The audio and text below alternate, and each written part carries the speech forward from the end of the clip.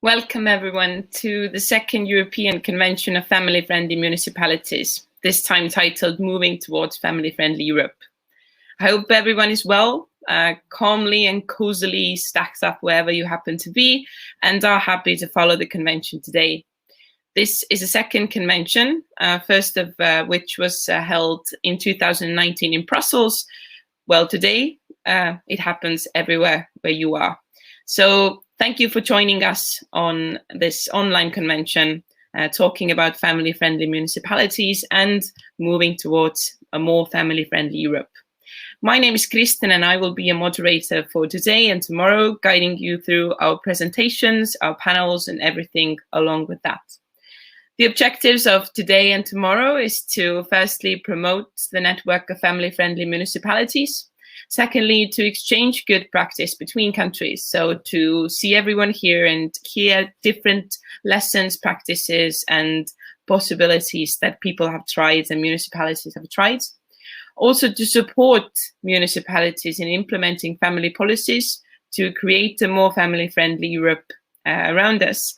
And lastly, to protect the interests of families. So boiling down to the basics. This convention is organized by the Family-Friendly Municipalities and European Large Families Confederation, and also in cooperation with Estonian Association of Large Families. Today's conference and tomorrow's convention is supported by the Ministry of Social Affairs in Estonia. So today we will look at several general topics about family-friendly municipalities. What is family-friendly, how municipalities are part of that, and how all of it connects with state level as well.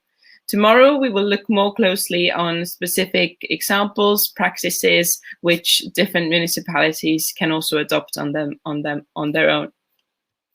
I would like to remind you that if you're watching us from the YouTube stream or Facebook streams, then if you ask questions on the comment section, these questions can be relayed to the presenters as well. So please feel free to be as engaged as this online platform allows us to be, thus giving lots of comments and feedback on those Facebook or YouTube live comment sections. When you feel that this is what you want to ask or add to the discussion, be sure to post that, and I can then ask or relay these messages to our presenters. But enough about me. Today's conference is opened or started with two different opening words. So without much further ado, I would like to welcome Aage Õunap, who is the president of the Estonian Association of Large Families.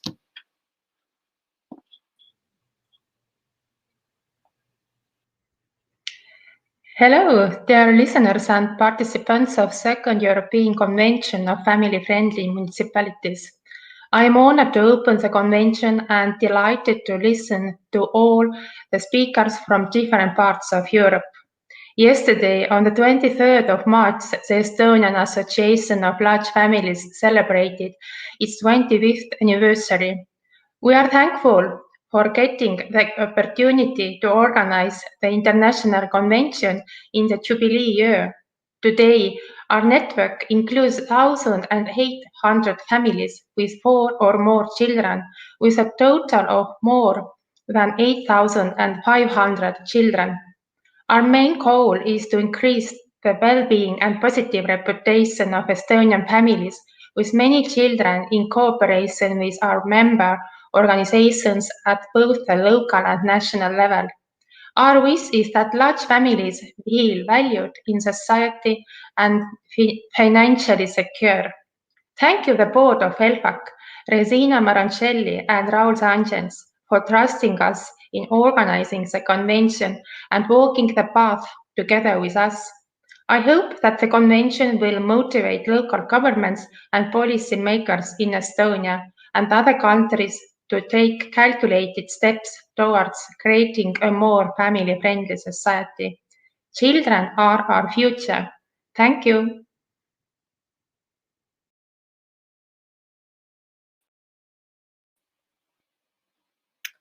Thank you to Age Unap, and secondly, to open up our convention today, I welcome Regina Maroncelli, who is the president of ELFAC and of the European Network of Family-Friendly Municipalities.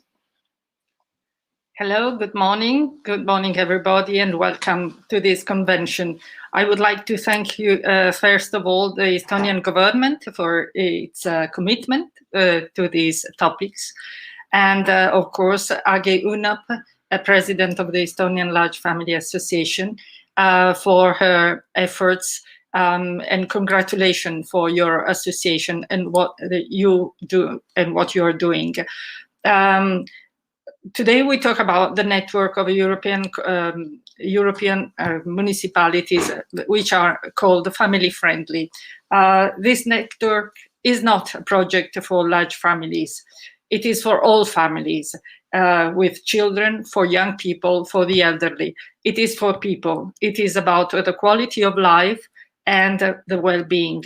And of course, where a large family is all right, everybody can be all right. I think this project can give a very good frame of a sense of meaning also to administrations that are looking for a better way to give their citizens a better life. So welcome, thank you, and have a good day.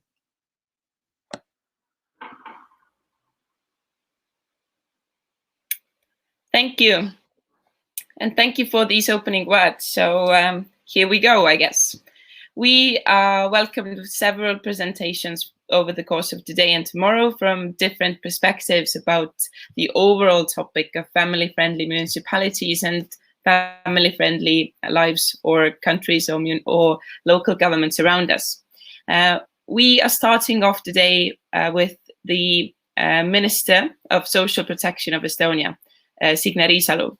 She will convey the idea of state partnership. States usually wish to be both supporters and partners of local municipalities to understand the specific needs large families have. So the goal for the new years or the coming years is to map out the actual need of assistance for local governments and thus provide this support to local governments from the state sector. Good morning, everybody. First of all, I'm very honored to be here with you, but it's a bit weird also to see each other via internet. And I really believe that in very soon time we can meet each other face to face like we used to. So let's try again via internet to hold this conference and have a good and informative time for all of us. I would like to add that COVID-19 pandemic has been difficult, especially for the women and also for the parents, mothers and fathers of the children. Very often the parents has to stay home to work at home, but also take care of the children who can't go to the kindergarten or to the school. This is double pressure for the parents, and it's really hard to handle. At the same time, women who are also mothers suffer all over the world because of the loss of the work or income. The reason is that the pandemic hit most to these areas where women really work. We can talk about tourism or some other areas, but also women, our mothers, very often work as caregivers in kindergartens. They are teachers in the kindergarten or at schools. They are working in the healthcare system, and it's hard to share yourself between the children, family, and the work. Now I would like to thank you, the organizers, and of course Mrs. Age Unap and Regina Marcinelli, Thank you for the kind words. And I try now to share my screen. Hope it will go smoothly. Okay. So I hope now you see my screen. Okay, and today I would like to speak a bit. Yes? We cannot see your screen, unfortunately. Oh, sorry. So I have to do something. Yeah.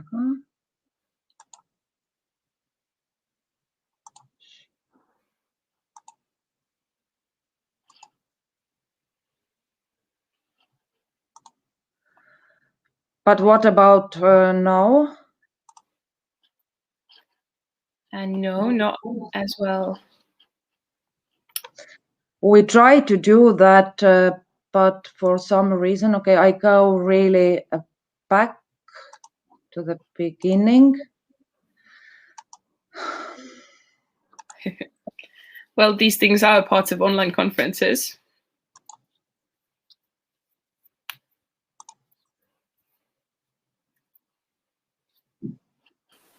Hello, So I'm just going to it. step in really fast. Signe, if you press share button down there. Yes, I have done that. Sorry. Share screen. Yes, I have done that several times. So. And then the whole screen, kogu ekraan. Yes, I'm doing that.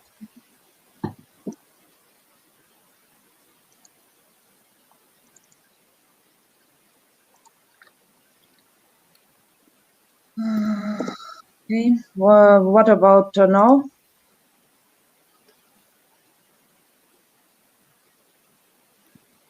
Do you see my screen? No, we don't see it now. I do exactly what we try to do and what you are telling right now.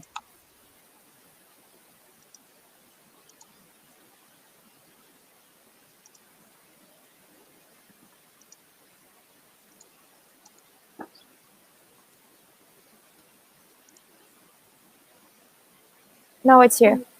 No, it's here. No, it's here. Okay. Yes. I'm sorry. But let's try to go further and not waste the time. Okay. State and local government cooperation for the family welfare. And of course, the whole idea is to make better life for the families with children. This is our agenda in Estonia and has been for many years already.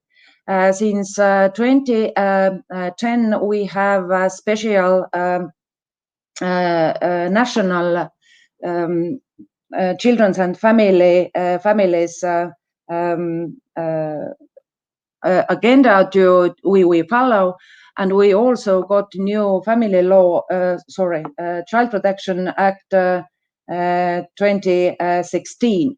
Those steps were very important because first in our history, childcare and families' well-being came into public agenda for the politicians as well.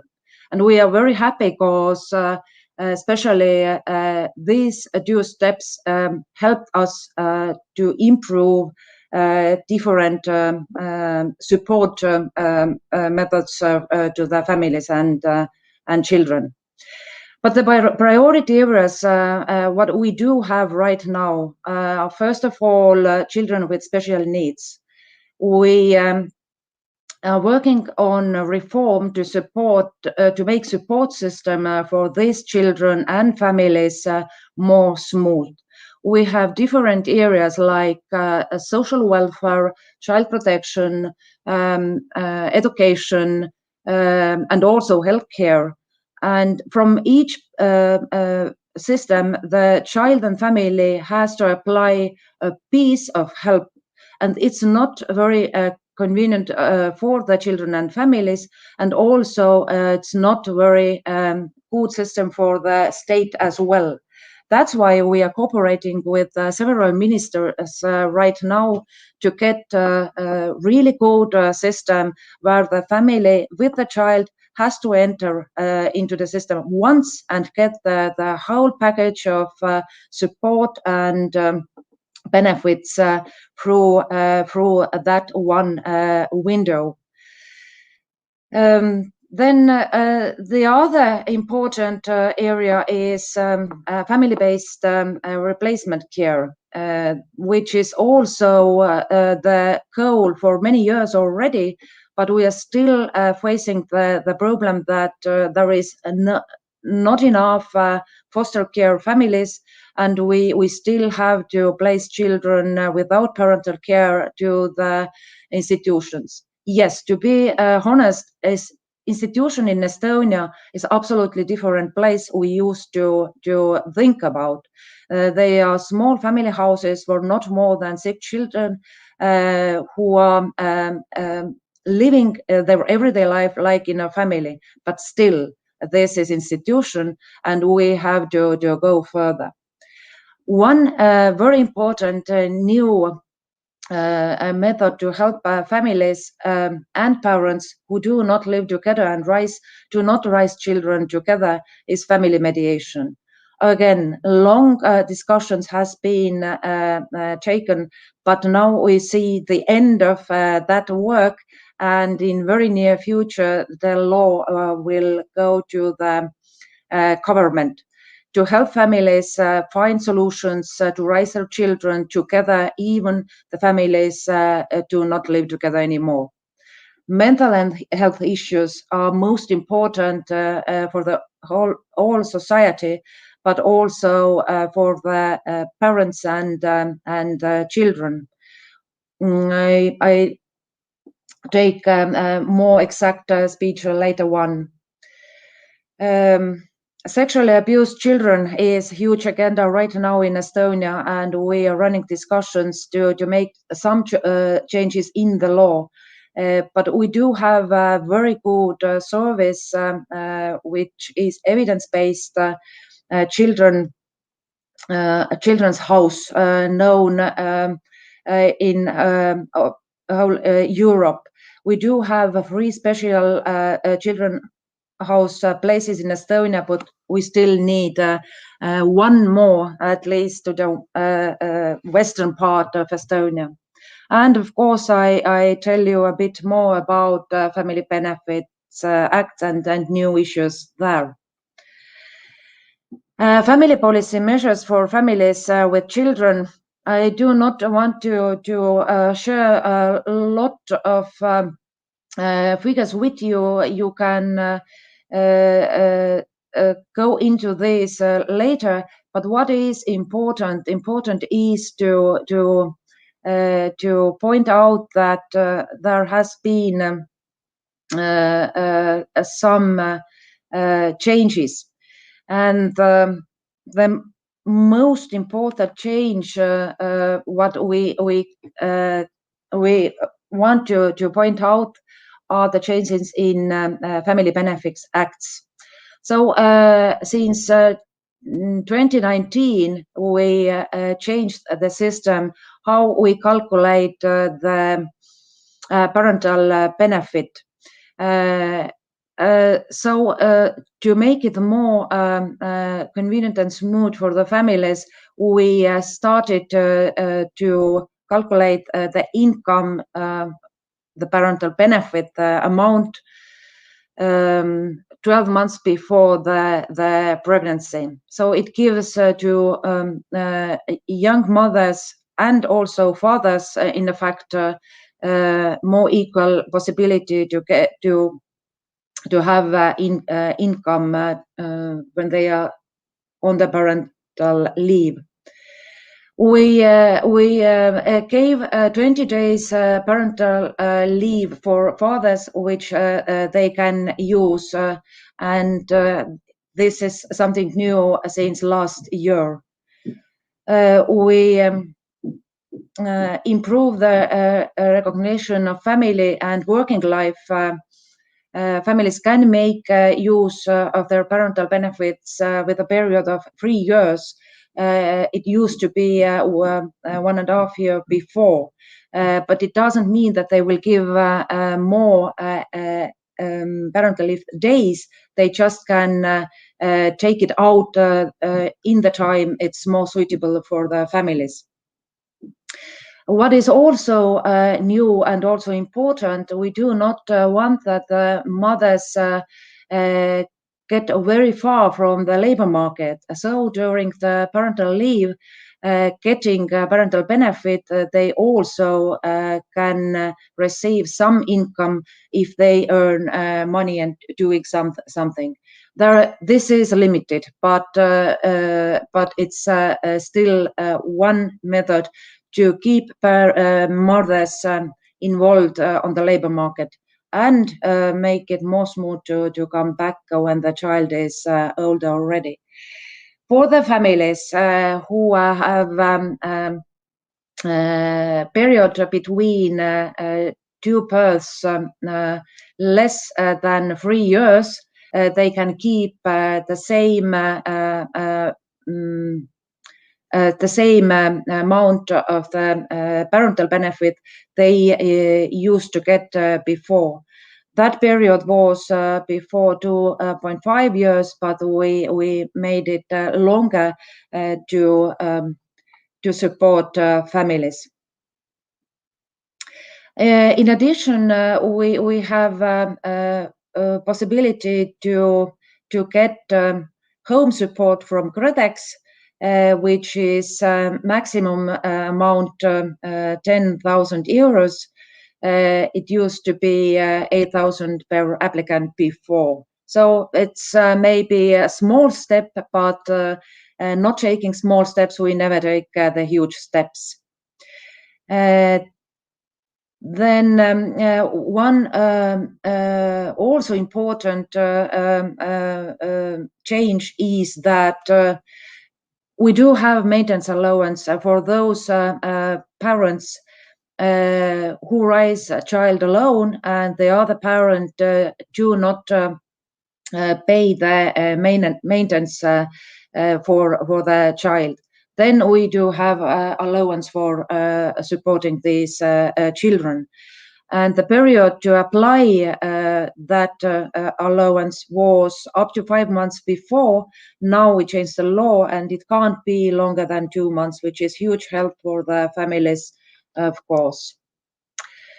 Mental health, as I told, it's a huge issue, especially now during the COVID-19 pandemic, and we see how dramatically it affects to the people and also children. We do not have very good researches what has been changed during the year with youth and children, but we know that the number of children who need rehabilitation services and who asked for appointment to the psychologist or a psychiatrist has been raised dramatically. But we know more about grown-ups, and research took place last year shows us that at least 46% of grown-up population felt symptoms of depression. And we also know that mental illness has been 2 to 3 times more than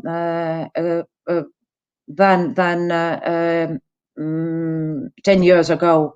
Of course, there could be more reasons, but we know exactly that the COVID pandemic has been one of the reasons.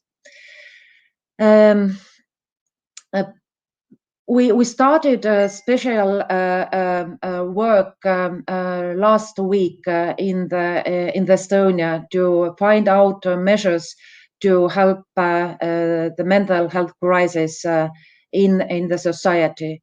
And one very important step we took, this is extra million euros to the medical care and psychological help, but also helplines and other services has been improved, and we are working together with the third sector as well as with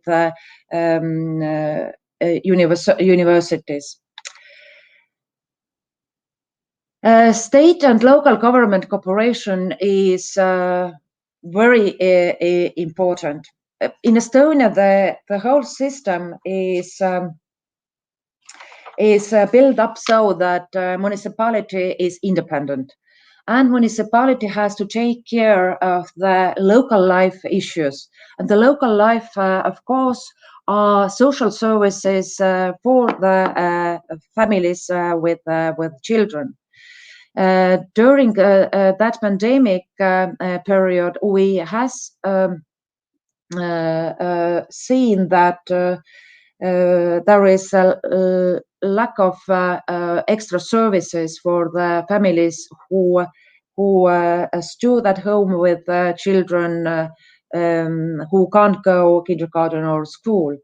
So that's why we submitted 15 million euros extra that year to the municipalities to give more support to the families and families with children. But mostly what the cooperation means, it means that we do have a social insurance board who is trying to give guidelines and also evidence-based knowledge and services what the municipalities can use. And I should repeat that municipality is still independent to organize the support on the local level by themselves.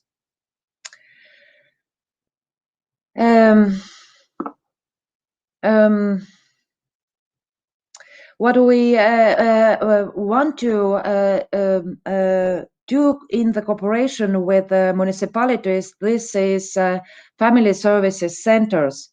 And I'm glad to say that in 3 municipalities we do have such a center for the parents and young children. And this is so far built up with the initiative from the municipality and third sector. But we believe this is very important to support municipalities with the money as well. And we want to see that in most municipalities we will have in future such family services for the families and small children or young children.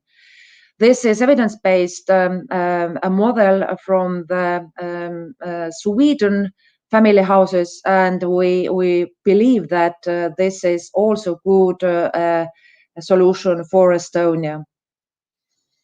I explained a bit already about the reform for children with special needs, but I have to submit that the reform is not only for those 10,000 children who are with disability.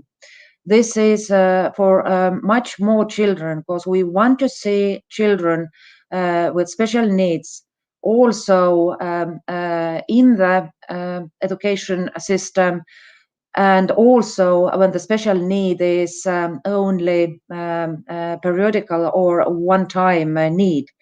So the number of children who benefit from that reform is much, much bigger.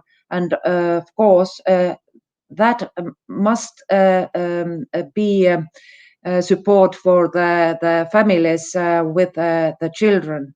Because in my dreams, the support system should go to the place where the child lives or or goes to school, so that the family and parents can follow what services through the school or through the kindergarten their children really receive.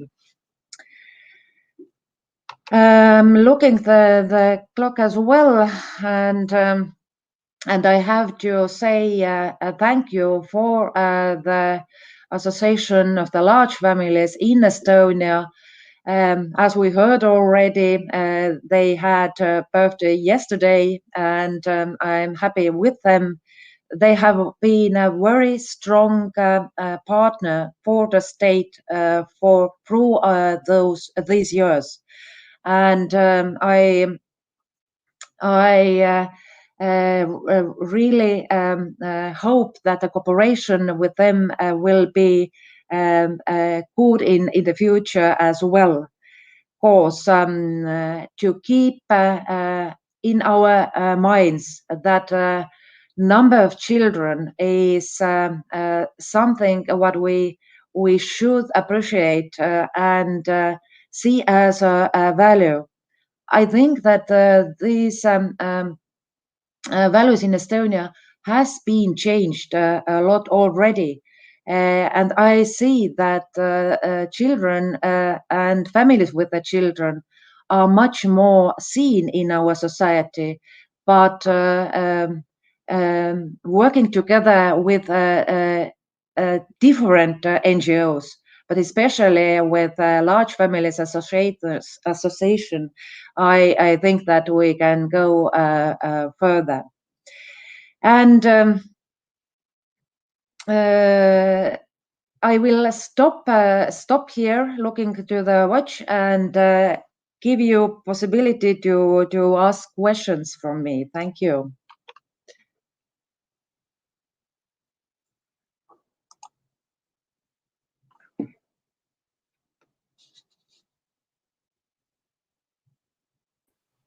Thank you. Sorry. Thank you for the presentation. We are very honored and happy that you could join us this morning.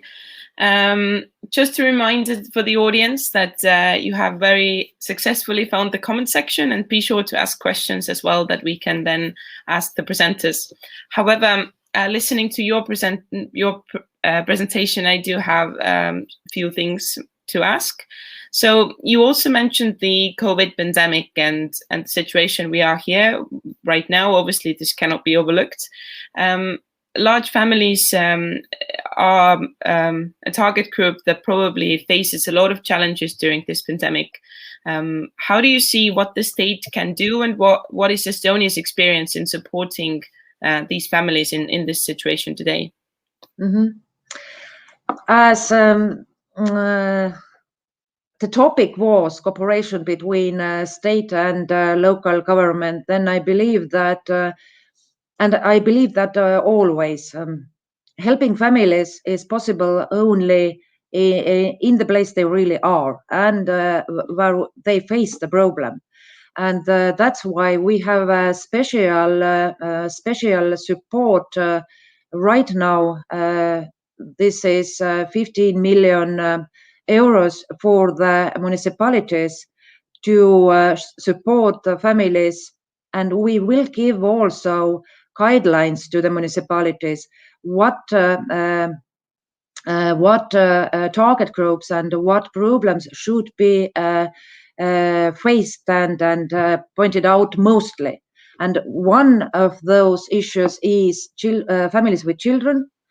And of course, families who have to stay home and take care of smaller children, children in kindergarten age or only started school.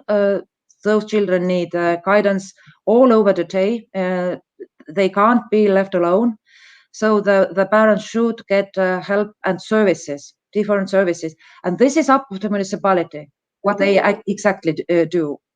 From the state level, we also try to coordinate better mental health services, and there is services directly to the families, and there are services which are helplines, which is more maybe anonymous and not so direct help.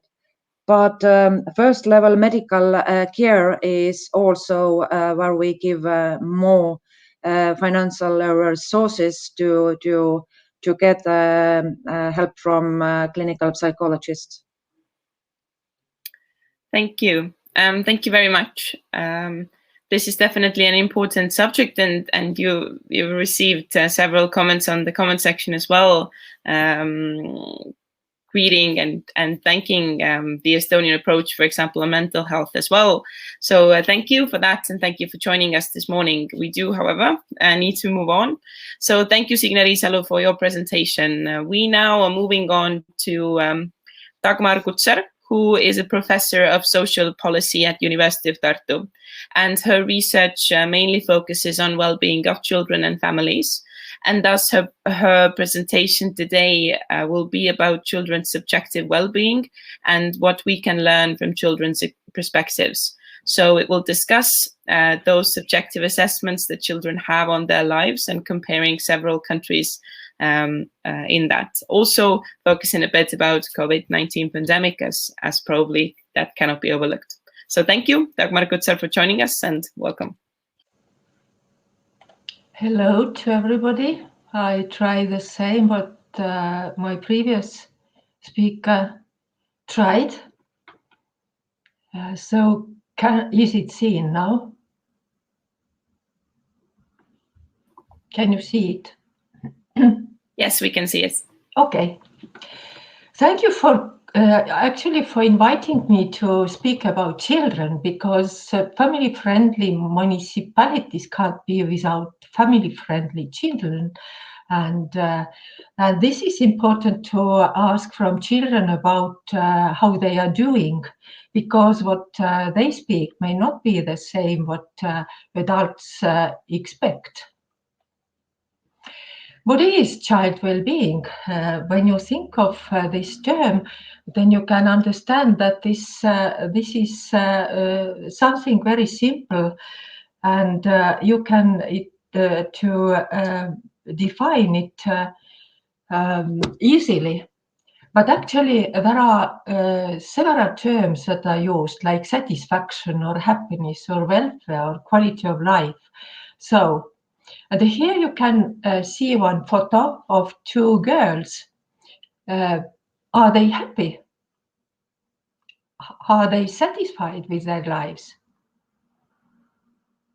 Or how do you recognize a happy child? Does a happy child live in a rich country and not in a poor country? Can children at the wartime, can they be happy? Does a happy child live with loving parents, or have many friends, or have goals in life? We have no answers without asking from children. We just can think of them, what can make them happy, but we don't know what it is. Here, if to ask from adults how satisfied they are with life, then really we can see on this figure that more happy adults live in richer countries. Are also children in richer countries more satisfied with their lives if to compare with not so rich countries? Let's ask from children internationally. And there is one really high quality representative international study called Children's Worlds. It asked from 8, 10 and 12 years old children about their well-being, about different aspects of it. And here you can see the comparison of 10 years old children with 12 years old children. As you can see that in general, children are satisfied. They are very satisfied with their lives, as they put 10 points on the scale from 0 to 10. However, you can't see the same trend that happier children live in more wealthy societies. You can also see the trend that is universal in all the sample countries, that overall satisfaction with life is decreasing with age. But the decrease is going with different speed. For example, in case of Albania, Romania, and Belgium, the change is not big, while in Estonia, Finland, and Poland, 12-year-old children who put maximum points to their life satisfaction has decreased a lot. So there is a big change. So we can see that the world, the country richness and the children being happy don't go hand in hand. There is no relationship between the country's wealth and children's subjective well-being. This means that there should be other things that matter in children's lives. Why not to ask from them? What makes a child happy? What are the sources, the personal sources of subjective well-being? Here is one of the drawings of a 12-year-old child. And you can see that the child is the most important person on this drawing.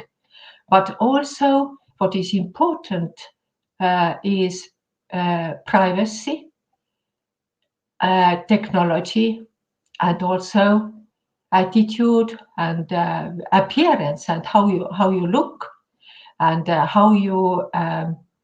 what do you think about yourself? Of course, friends are very important, and also family. Not forgetting of the pet, that is also a very important person. And also school environment. For example, child is happy when he or she receives good marks. We can imagine a child as in a center of some imaginary society, and the child lives in microspace.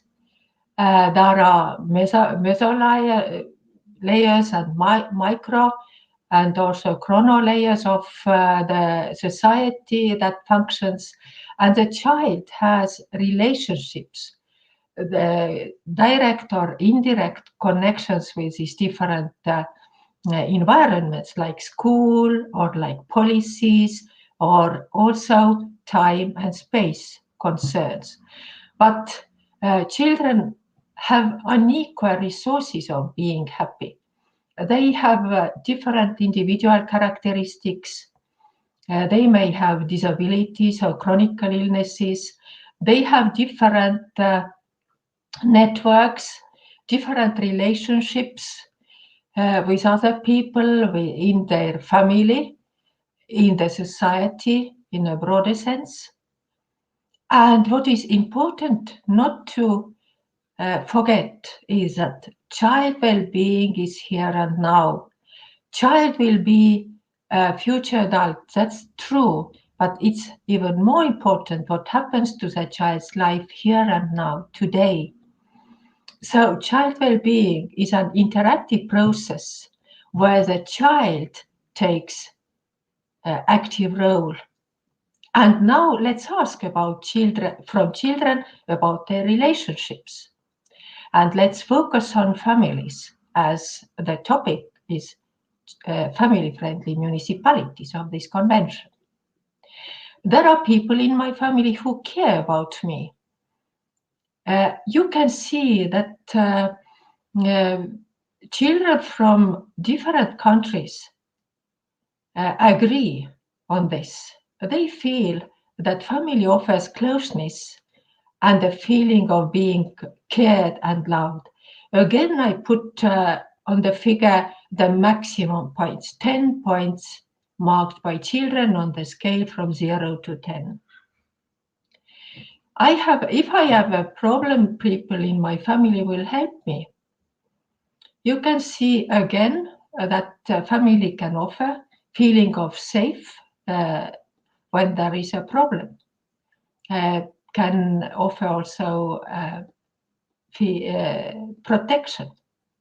But here you can also see some diversity. We have to go back to children and ask what the problem, why they put such lower grades, for example, in Russia, Germany, or Finland, compared to Spain or Albania or Poland.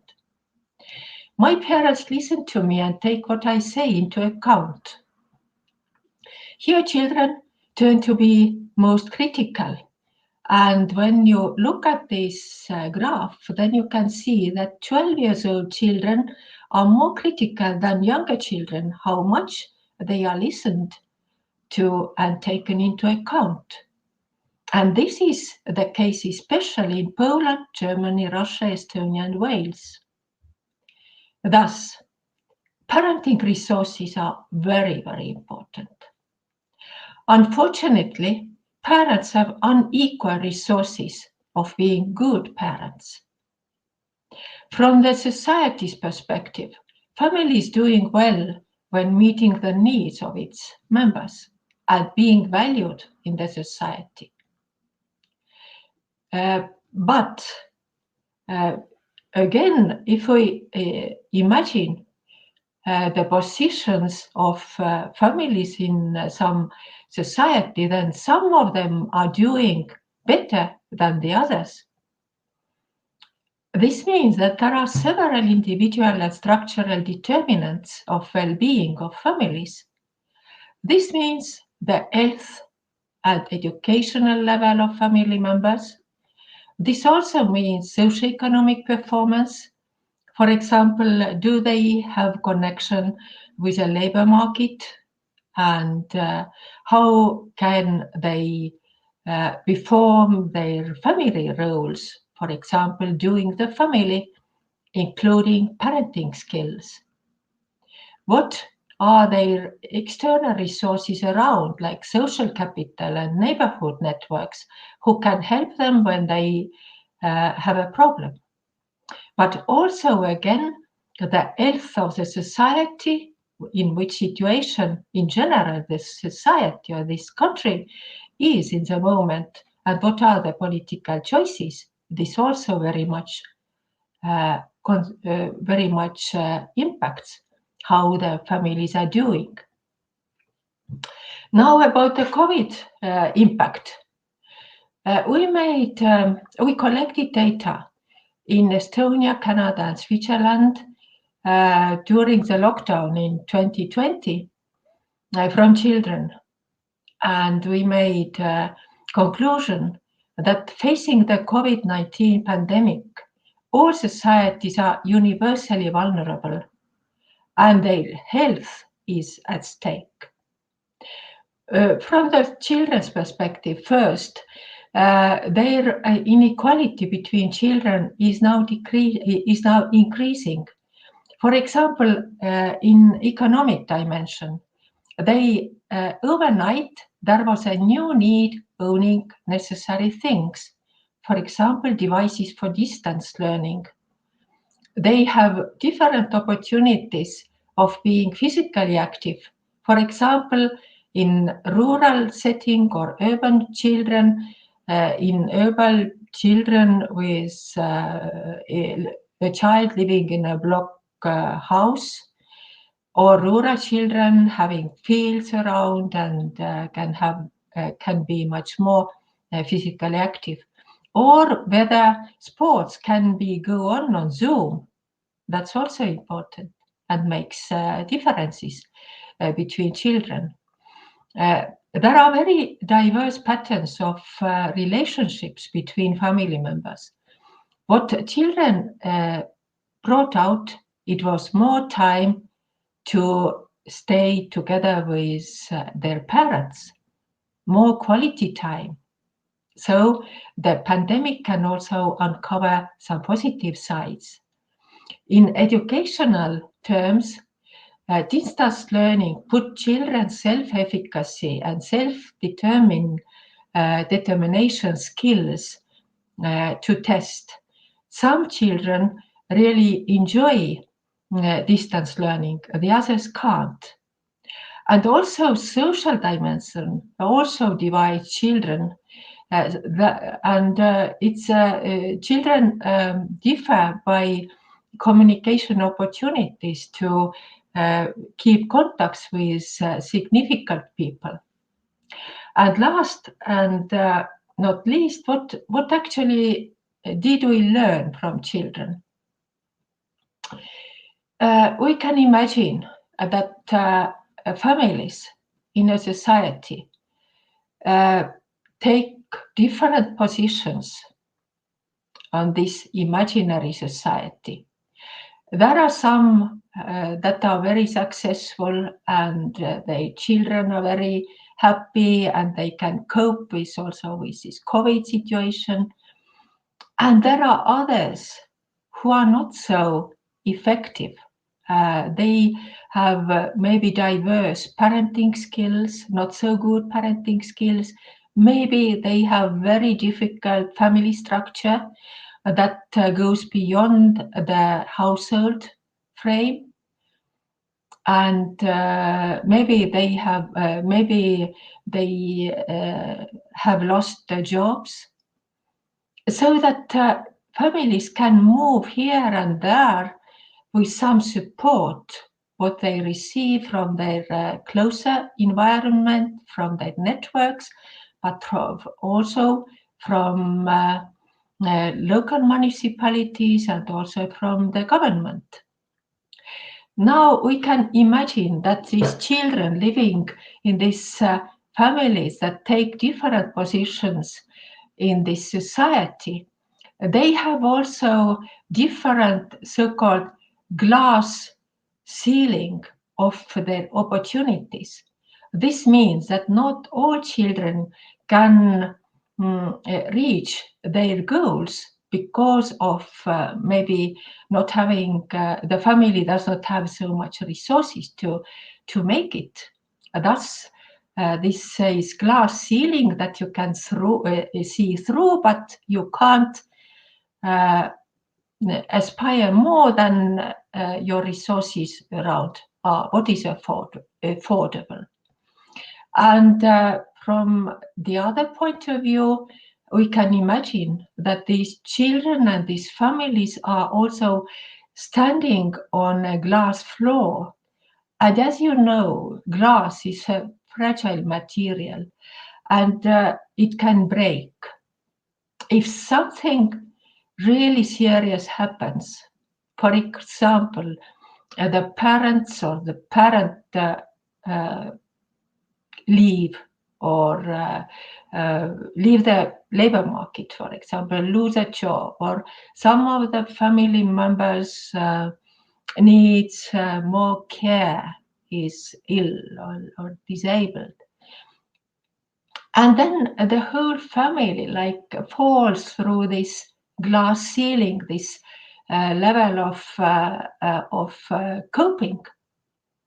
And again, there is a rising need for support from outside. And now don't remember that the child's well-being is found today, here and now.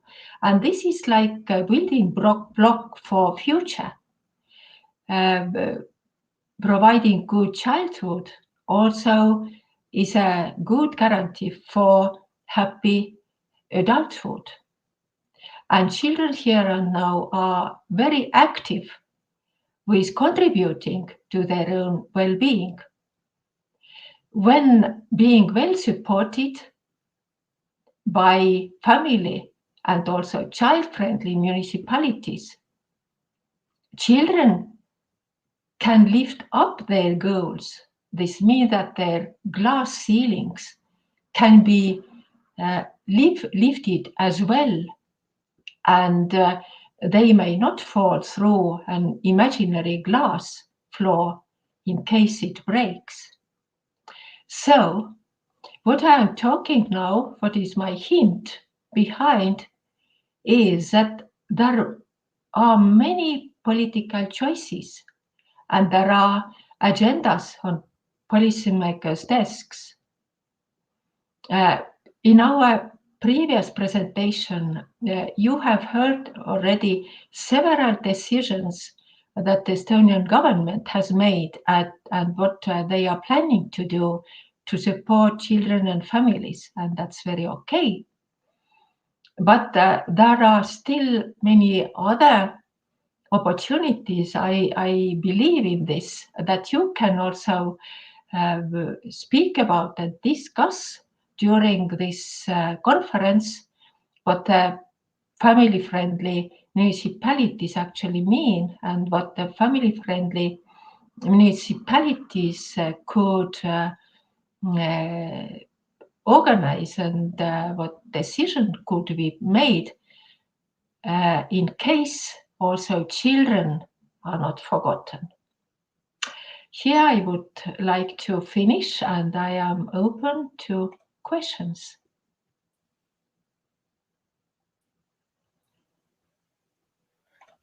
Thank you, Professor Kutsar. So we have a question from the audience.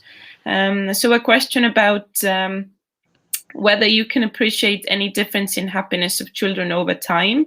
Is there historical trends that can be seen? This is a very, very new field of knowledge in the world.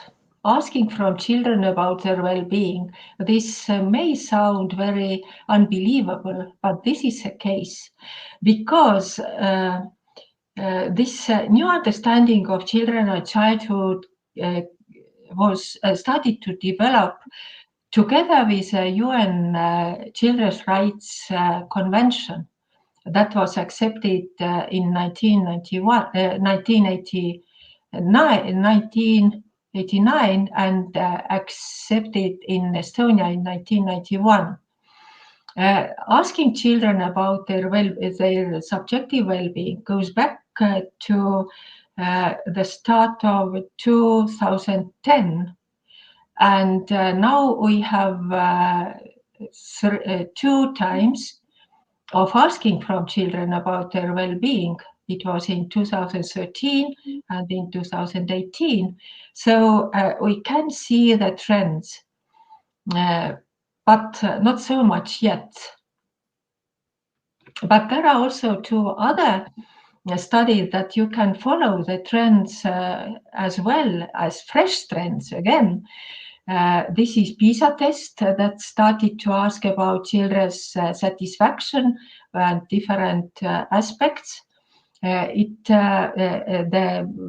new part was included about this in 2015. And there is another study. This is school health behavior of school children by OECD. This is HIBCD, so as an acronym. And it goes a bit further back to history, but not very much. Thank you. We have another quick question. So someone from the audience is asking whether you think lowering children voting age is something that could help in this topic. Actually, I am very happy because in Estonia, local government elections, already 16 years old children can attend, and I am really proud of that. Because, but still there is much to go, because children should be left space to feel more to be citizens.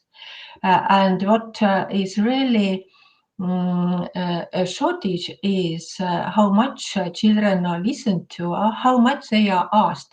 For example, when you design your bus schedule, do you ask from children whether they can attend their hobby school? And because this bus schedule gives this opportunity to go back home in the evening. It's or do you ask from children what they need on their playgrounds, especially in teams, because playgrounds for small children, this is quite okay. But where can teenagers meet? Now just they hang in malls. Thank you. This is a really fascinating subject, and thank you for opening this up for this convention today. We are moving on from this now, and we are going to look at Sustainable Development Goals.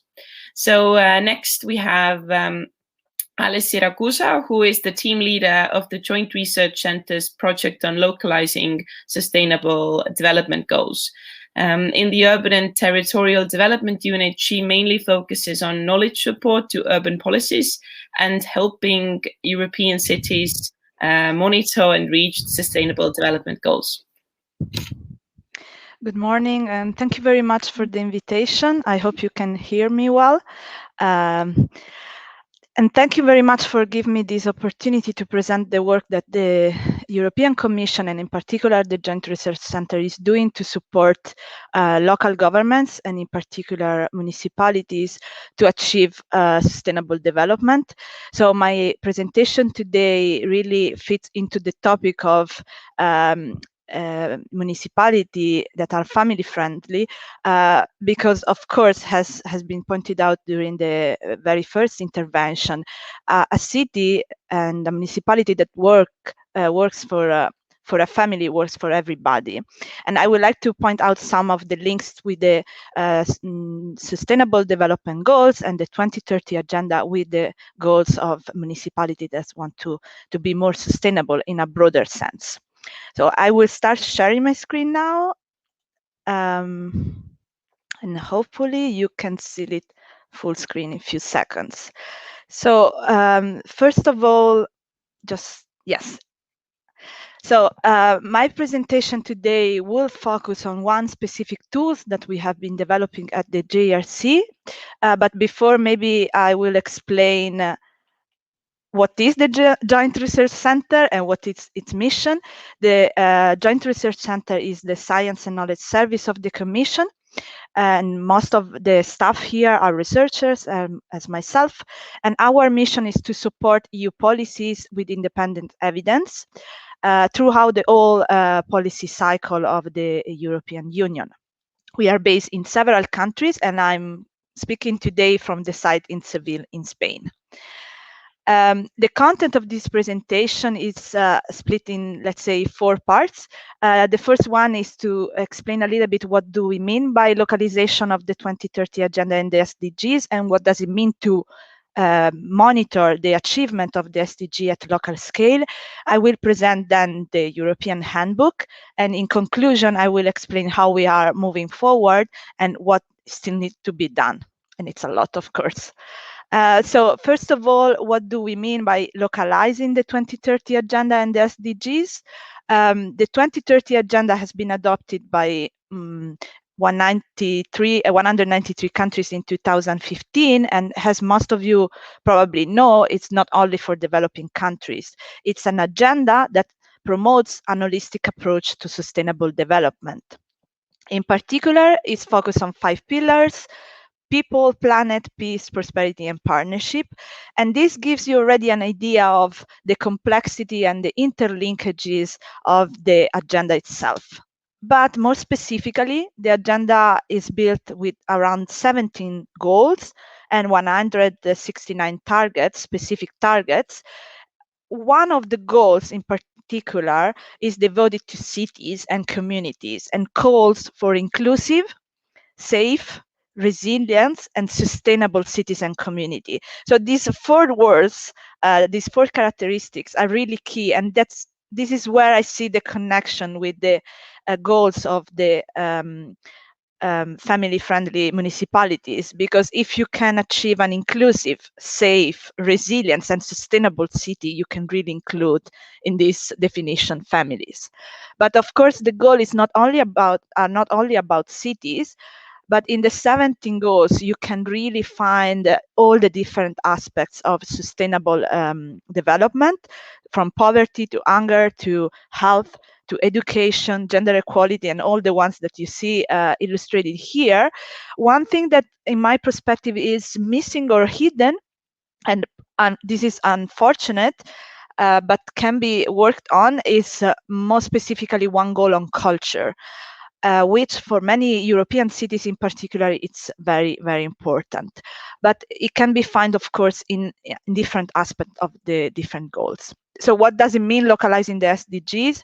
It means to define, implement, and monitoring strategies at local level that are able to translate the development agenda into local results.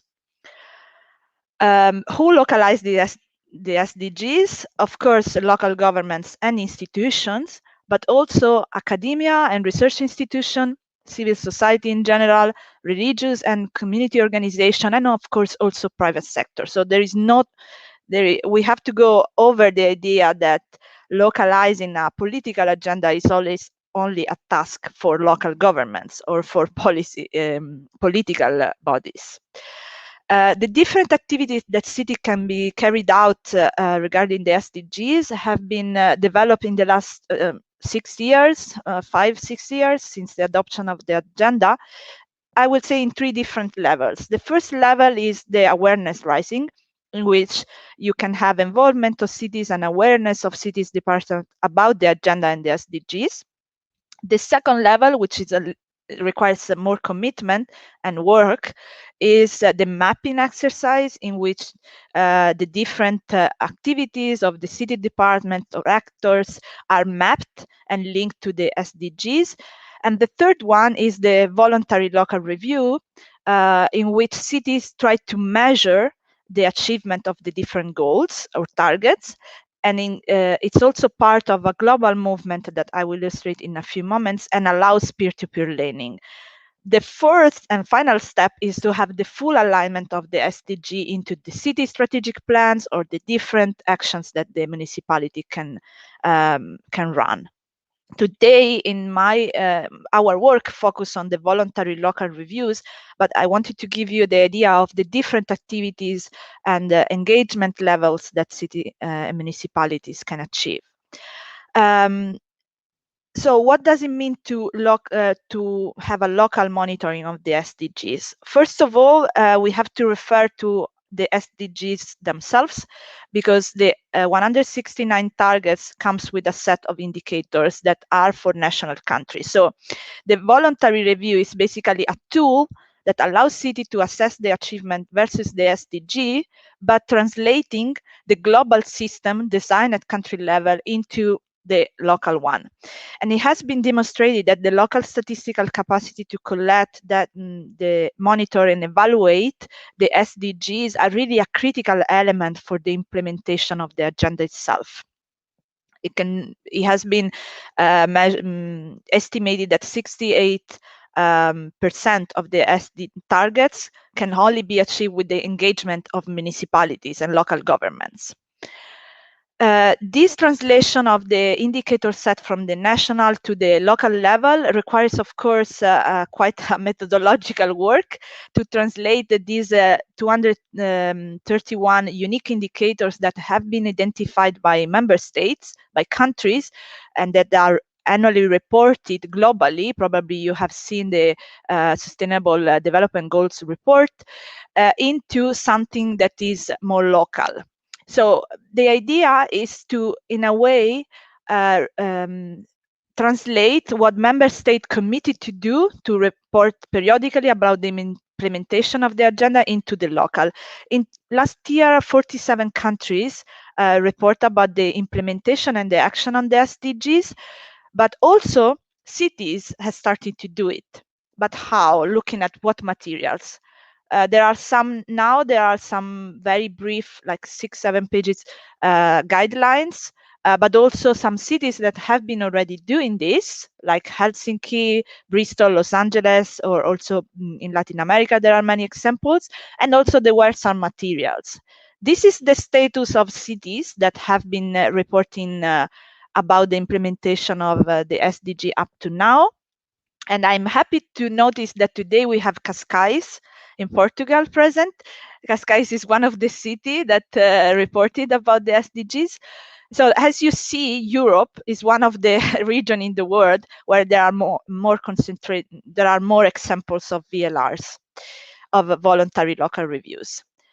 So these reviews are usually composed by these building blocks.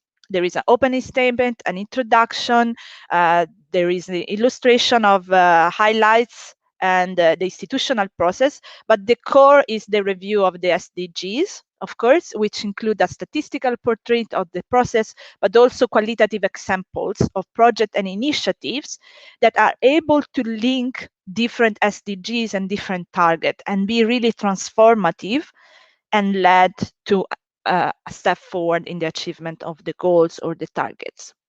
So what we have been doing was an attempt to really support European cities that were willing to take this effort and to build and produce a voluntary local review, which was very important for many reasons. The benefit of producing a voluntary review are both internal and external. The internal ones are linked to the cooperation among different cities departments that have to cooperate to write the report.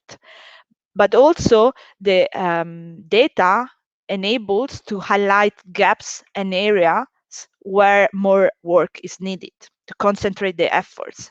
Externally, of course, there are the benefits of being accountable and report about the action of the administration for sake of transparency, but also to engage in a discussion based on data and, let's say, scientific production. So what we have been doing, we produce a European handbook for SDG voluntary review, which is quite, you see it here, is quite a substantive publication. The handbook aims at supporting European cities that are willing to produce their reviews, offering a framework for the selection of appropriate indicators that enables to tailor the reviews to the local context, but also in a way to also ensure comparability among cities. Because in Europe, we are lucky enough to have some data sets that enables to have comparable data. The handbook has 3 parts. The first one introduces what is the local monitoring of the SDGs.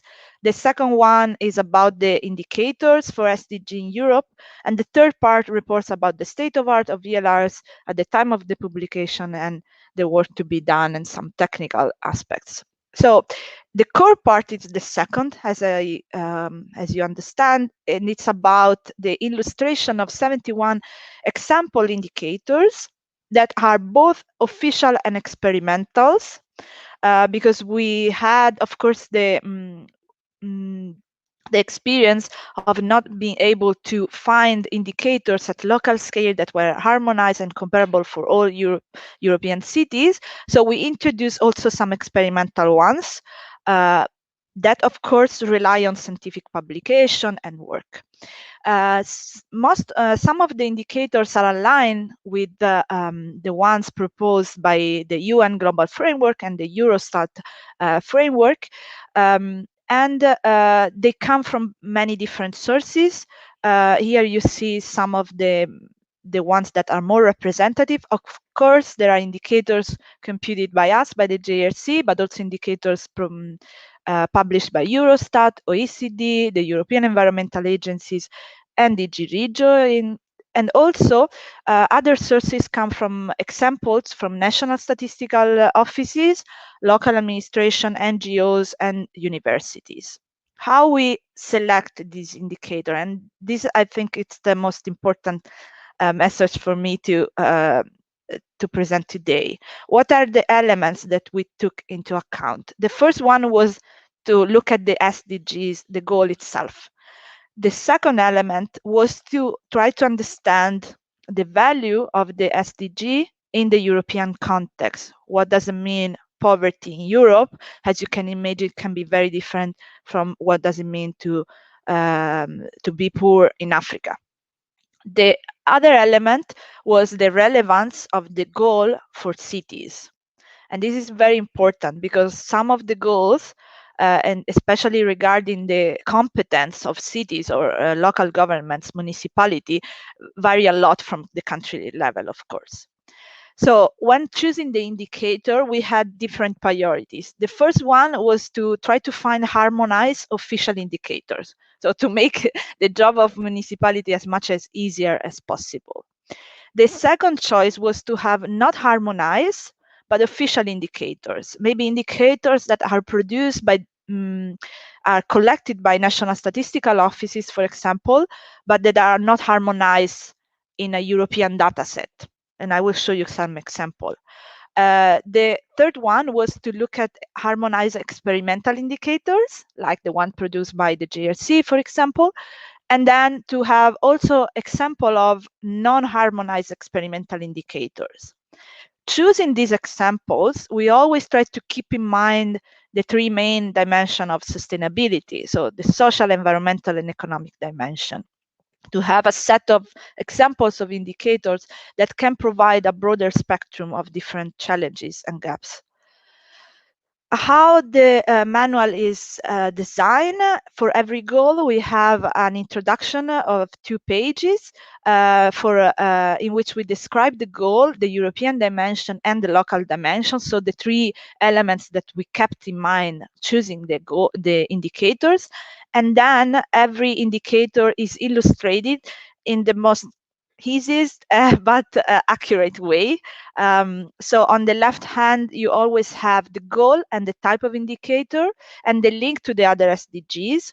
You find a list of graphic elements that reports about the alignment with the different lists, the coverage, the level of aggregation, and also the availability for how many cities this indicator is available. In the central part, in the text, you find the description, some insight on how this indicator is measured in the European context, and the comments and limitation. And on the right hand, you find the metadata, the more technical parts, elements. So in this case, I put a few examples here to give you an idea. For the goal number 5, the gender equality goal, we selected the gender employment gap. This is an indicator that is available for 600 cities and greatest cities in Europe and is made available by Eurostat. So harmonized, comparable official indicators with long-time coverage as well, in which you can measure also trends over time. The second example is access to public transport. This is an indicator that is not official, but is harmonized, is calculated by DG Regio for more than 400 cities, and enables to measure the access to public transport, meaning people that have access to public transit stop within walking distance from their home. And of course, this kind of indicator is linked also to health, but also to access to job and inequalities. As you know, access to public transport is one of the key elements of also having a livable cities within walking distance, etc. The third example that I included here is the local recycling rates. We included in the goal 12 because even though it's in the official list, it's in goal 11, we thought that this is one of the key indicators for municipalities to measure the achievement of responsible consumption and production, so goal 12. This is a typical example of an indicator that most municipalities have or can get from their local company.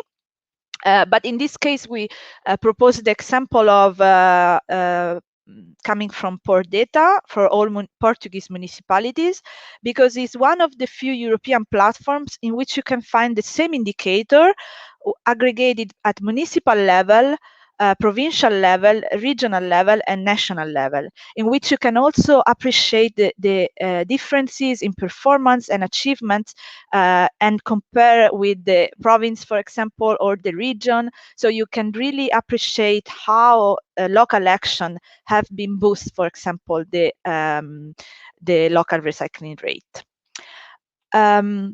I have a few minutes to conclude, so I'm getting to the final part, what we are working on now.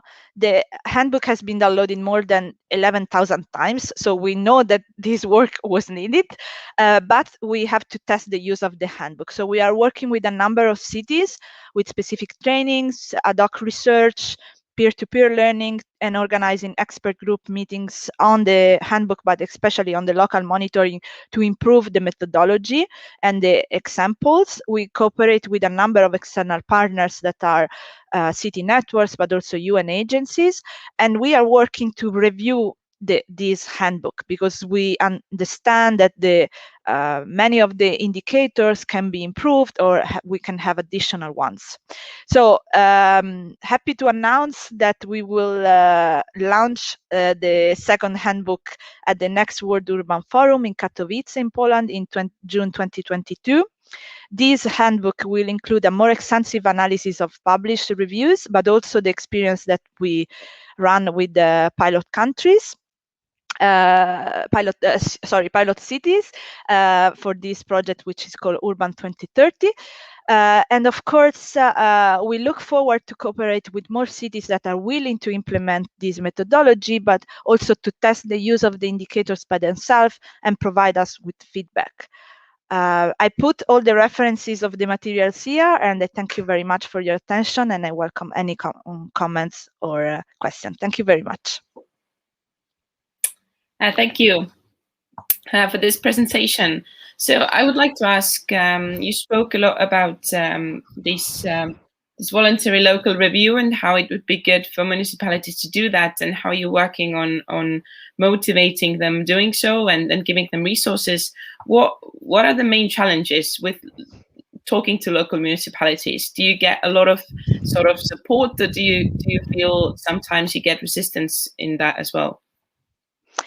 I would say that the cities that approach us or that we get in contact most of the time had a minimum level of awareness about the SDGs, and also a minimum level of willing and availability to work with us. Of course, one of the everyone could say that the main issue is financial resources, time or capacity to devote to something that is not compulsory, that is something that only internally will benefit, but is not required by law. But I would say, on the other hand, that this, of course, is a constraint. On the other hand, the main obstacle is really the cooperation among different departments.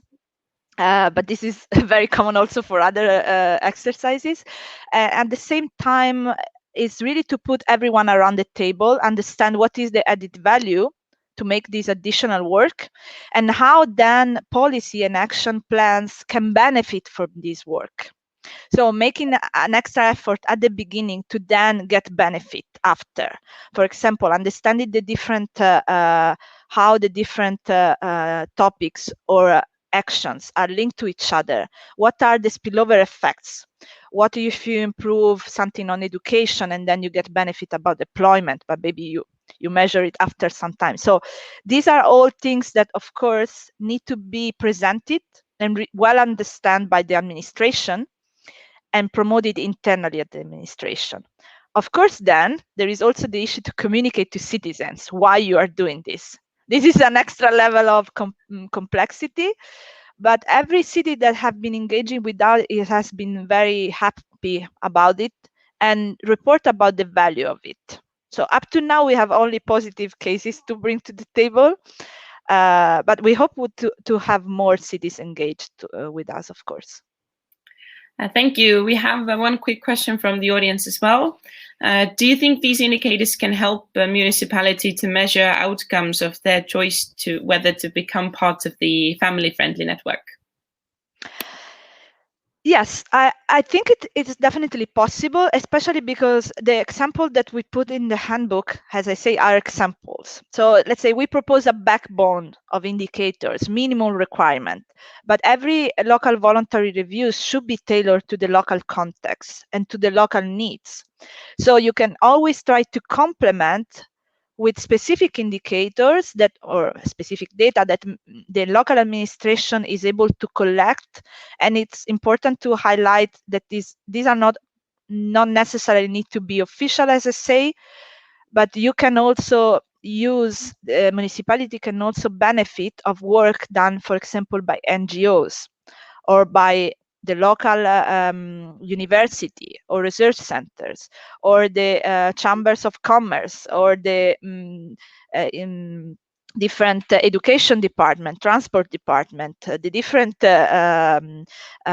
private sector that is willing to contribute with information. So definitely, I think that there is a way to measure it. I hope that, of course, the benefit will be visible. It only requires a little bit of guidance on how to choose the indicator and how to frame them, but it definitely could provide a lot of benefit. Thank you, and thank you for your presentation, and definitely thank you for your work on developing the handbook and everything that goes with that. Thank you. The last presentation of today, but don't worry, we have a full set for tomorrow prepared for you as well. The last presentation of today, before a panel that we're also going to have, will now focus on the saturation of the existing territorial capital. We have Luciano Malfer, who is the General Director of Agency for Family and Youth in the autonomous province of Trento, and he will focus on saturation of services, so how to offer more opportunities to families and increase territorial attractiveness without further economic measures. So welcome, and thank you for your input.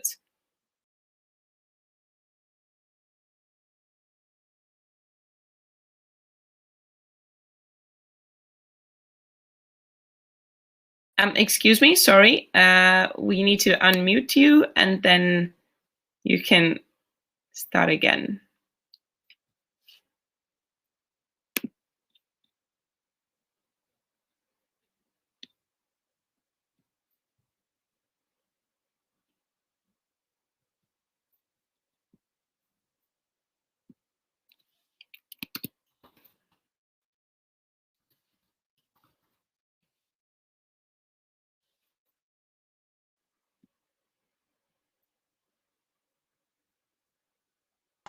Yes, sorry, Luciano. I think you have muted your microphone on the screen.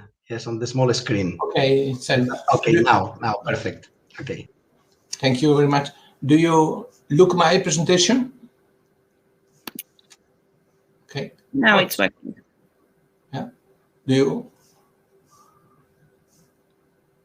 Okay. Sorry, we can see the presentation, but I think you need to click on sharing the entire screen. Okay.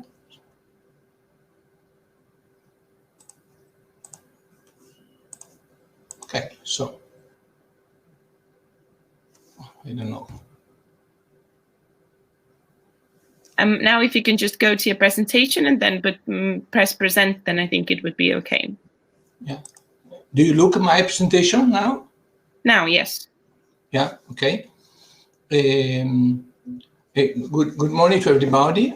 I'm Luciano Malferma. I'm director of the Agency for the Family in Autonomous Province of Trento. I apologize for my bad English, but I will help me with the presentation in a short video at the end. I will talk to you about the economy of saturation, but first I will give you a brief presentation on the policy model adopted by the autonomous province. So, Trentino is an autonomous province in the mountains of northern Italy with good performance in terms of employment, social cohesion, and regional competitiveness. Trentino is here. Trentino is a Dolomite region. We live in the mountains. Trentino certainly has birth problems, but it has one of the highest rates in Italy. This is the rates in Italy. We have really in Italy big problem about the natality. Trentino is 1.5 rates about the natality rate. And the autonomous province of Trento intends to develop an integrated system of policies in favor of the family in line with the objective of the 2030 agenda and with the triple bottom line model. The triple bottom line model is this. We have to improve policies to throw economic growth, to respect for the environment, the planet. It is important to promote to activity policies for the promotion of citizens and families, the people. And in line with this model, the autonomous province of Trento has developed a system that places the person and the sender of the policies before people. In November 2019, the autonomous province of Trento approved a 5-year strategic plan to promote structural policies in favor of the well-being of families. In Trentino, we have developed this system and with a lot of integrated policies. Some examples are this: 90% of the Trentino population live in a family-friendly municipalities. This is the trend of our adoption of a municipality family-friendly. At the moment, we have fast 100 municipalities family-friendly in Trentino. And another context, very, very important, is this: the 20% of the employees work in companies that have adopted the work and life balance plans. The name of the standard is family audit. And this is the trend of the joint the companies to this model. First 200 companies in Trentino adopted this family plans in the companies. And another strategy is this: almost 1,000 organizations, 30% public and 70% private, have voluntarily joined a family district. I look you this our website. Maybe this is the website of Trentino, the autonomous province. You can look in the map of Italy. These points are companies, municipalities, companies, school, museum, and so on, that apply to the family district and working with our administration to promote well-being policies to the people, the local people. Trento is this. You can look 100 organizations joined in the model. This is Trento, and you can look really the big number of companies family-friendly. Okay. It is the trend of the adhesion of these companies to the model.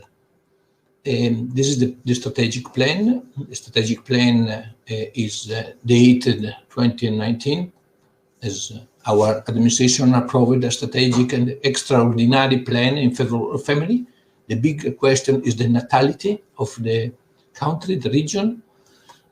And the plan worked to 5 big issues. The first big economic benefit for the family, work-life balance strategy, the family district model, policies for youth people, the policies for family association and networking. And in this context, we have the concept of saturation of local capital. Okay, this is the question. Local capital, the saturation of local capital, the regional capital, is into this strategic plan of our administration. Economics of saturation. The model promotes the transition to a new economy. This is our question. the first question is the first step is the linear economy. The linear economy involves the processing of a natural resource to produce goods and maximize the profit for the company. During the manufacturing process, waste is produced. The linear economy, the first step. Now we are in this context, the circular economy. In the triple bottom line, you can look, the first goal is the profit, the second is planet, triple P, bottom line, circular economy, the circular economy, fewer natural resources are used. This is a big question of the sustainable of our economy. The product life cycle is longer and there is less waste and the environment is protected. Economics of saturation is we compare the people. Economic of saturation is a new concept with this model, with the economy of saturation, the possibility of using the existing good or services is maximized. At the center of the policies is the people. The people is really strategic in this question. It allows to increase services for families and citizens without consuming other resources.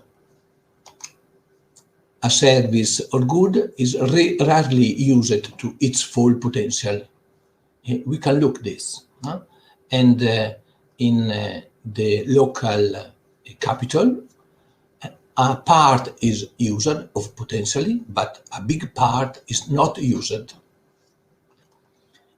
Often the service or good can offer opportunities to families and citizens without increasing the cost of the services. A saturation process must be activated to create social opportunities.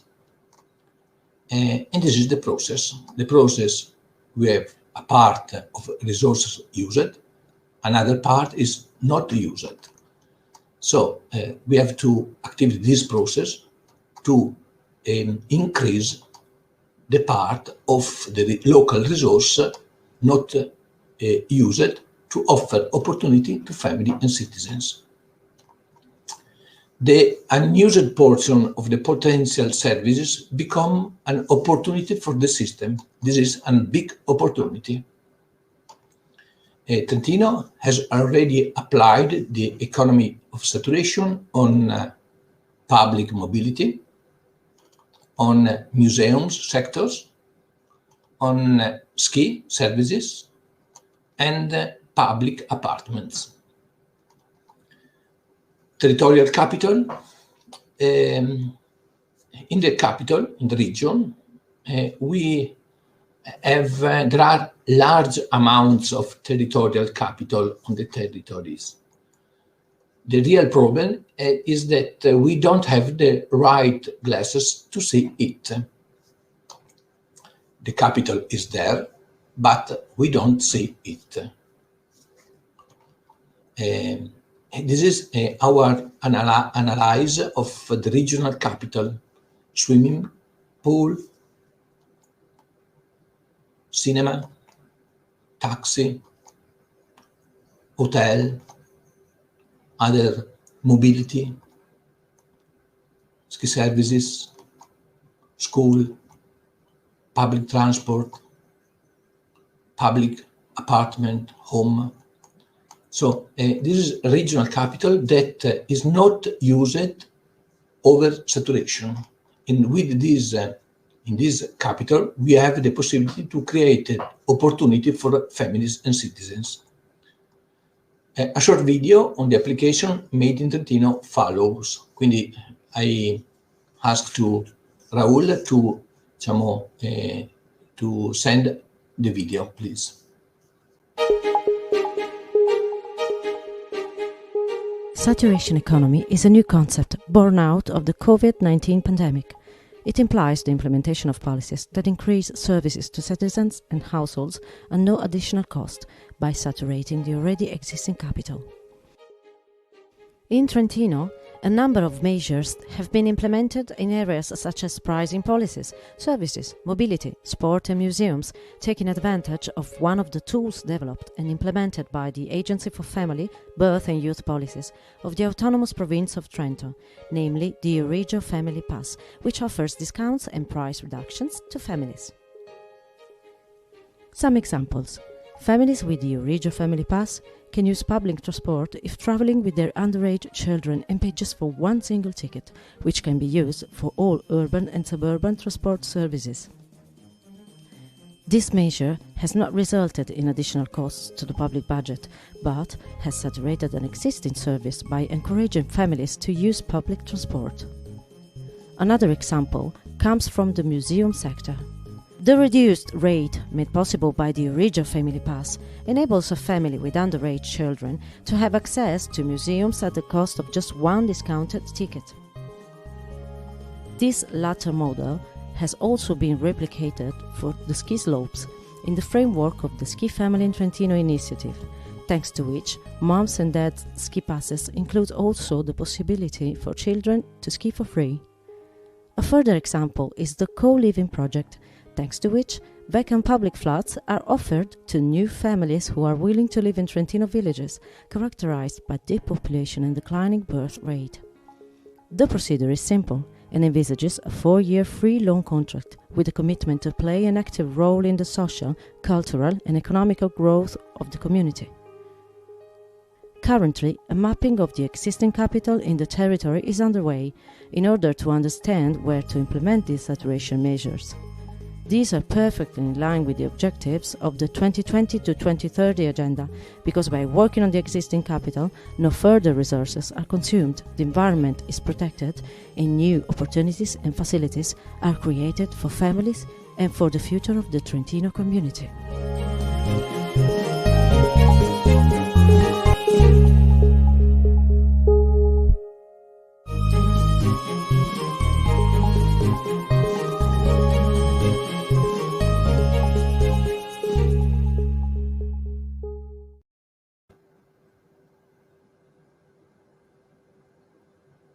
So I want to thank Luciano Malfer for his presentation. Unfortunately, he could not join us for any questions today, but I'm sure his presentation gave a lot of insight about how this saturation of economy services could be done via their example. As I mentioned before, we are finishing our day with a panel of young people. So we've spoken a lot about large families in different contexts, whether it's the local and governmental cooperation, whether it's the subjective assessment of well-being, everything that we've spoken about. But now we're looking towards young people who are actually from large families and seeing how they assess their lives and how they assess the situation we are all living in. So welcome to the panel, The Voice of Young People, where we're going to discuss about growing up in a large family and family policies. And for that, we have invited 5 young people who will be joining this virtual stage today. So firstly, we have Chiara Leda. She is 22 years old and comes from Italy. She studies political and social sciences at the University of Turin and is currently doing an internship at LFAC in Barcelona. So welcome. Hello everyone. So you said my name is Chiara Leda. I'm 22 and I'm studying political and social sciences at the University of Turin in Italy, but I'm from Sardinia, from Alghero. In this moment, I'm in Barcelona for the Erasmus, and I'm doing this internship in LFAC. I'm the third of 4 children, and for this reason, I would like to tell you what it means for me to grow up in a large family. First of all, I can say that I was very, very lucky, because my brothers and sister and I do not have many years of difference. So we have shared many things since childhood, such as playing all together. I have a wonderful memory of my older sister who organized the adventurous expedition inside the house and the built villages where everyone had their job. We had really a lot of fun. Growing up with them, I discovered from the early age the importance of sharing, of compromise. In fact, I can say that I have acquired many problem-solving skills. I also acquired a multitasking ability. Now, in fact, I'm able to hear more people talking at the same time. Meals have always been a good workout in this. The nice thing about having so many siblings is that from an early age, you get used to taking care of others, living in a community, working in a group, and above all, always knowing that you will have many people you can count on at times of difficulties, like really a real team. My older sisters have also taken on a fundamental role in all those are and will be my transition to adult life. Having passed them before me, I always know that I can ask for advice and make even the bigger steps seem achievable because they already did it. So I can do it. Having already started my transition process, I can talk through my experience about what I think will be necessary to support young people in this journey. First of all, I think we need policies that favor the independence of young people and that allow everyone to be able to access a home economically and find a job that enables them to maintain their independence. This also through policies to support families with economic difficulties in order to allow everyone the same opportunities. When asked what a family friendliness means for young people, I can say that, like for everyone, it means the adoption of measures that promote the well-being of family. Furthermore, measures that go to oppose the fear of creating a family and having many children, which today I can say is preponderant because the disadvantages are too great. So I'm speaking about measures like family work reconciliation, policies for achieve adequate work, and adequate housing, equality in access to education, and much more. The data of a research of the IMF, the International Monetary Fund, and the UPB, the Parliamentary Budget Office, speak from themselves. In Italy, the average age of young Italians who remain in their home to be helped by families and feel less about the crisis is 30.1 years in 2017. Furthermore, since there are no housing policies to support young couples, young people cannot carry out their life plans in starting an autonomous family. So as a young people, what I expect from my local government is that it pays more attention to youth policies, because family policies are not already considered a priority in Italy. Having a child, in fact, is the second cause of poverty for families after the loss of the job of one of the members of the family unit, despite the fact that the family creates and is the basis of the society. But youth policies, even fewer, are taken into consideration. So this is like my call for my government. And thank you so much for the invitation, and nothing. Thank you, Chiara, for this introduction on your part. Secondly, we have German Hunt. German is 20 years old, and he's the first-year student, university student majoring in history at the University of Tallinn. He is a musician as well, plays trombone, and does a lot of other extracurricular activities. In addition to that, he has also served his time in the military of Estonia for 8 months in October 2019. So, German, perhaps a quick introduction from your side. Yeah, thank you for having me, first of all. I really appreciate the effort you put into making things better for other people.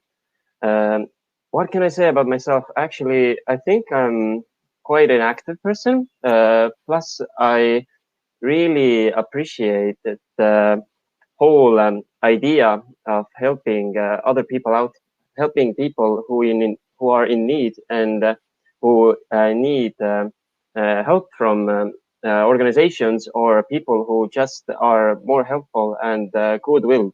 Also, a little bit about myself. As a 20-year-old, I'm not that experienced in life, but I really want to broaden my horizons and grow as a person. So being a part of these organizations and these youth organizations overall is my intent in the future. And I really actually want to be a part of a group or a organization that helps people. Thus, coming to the questions that I already received.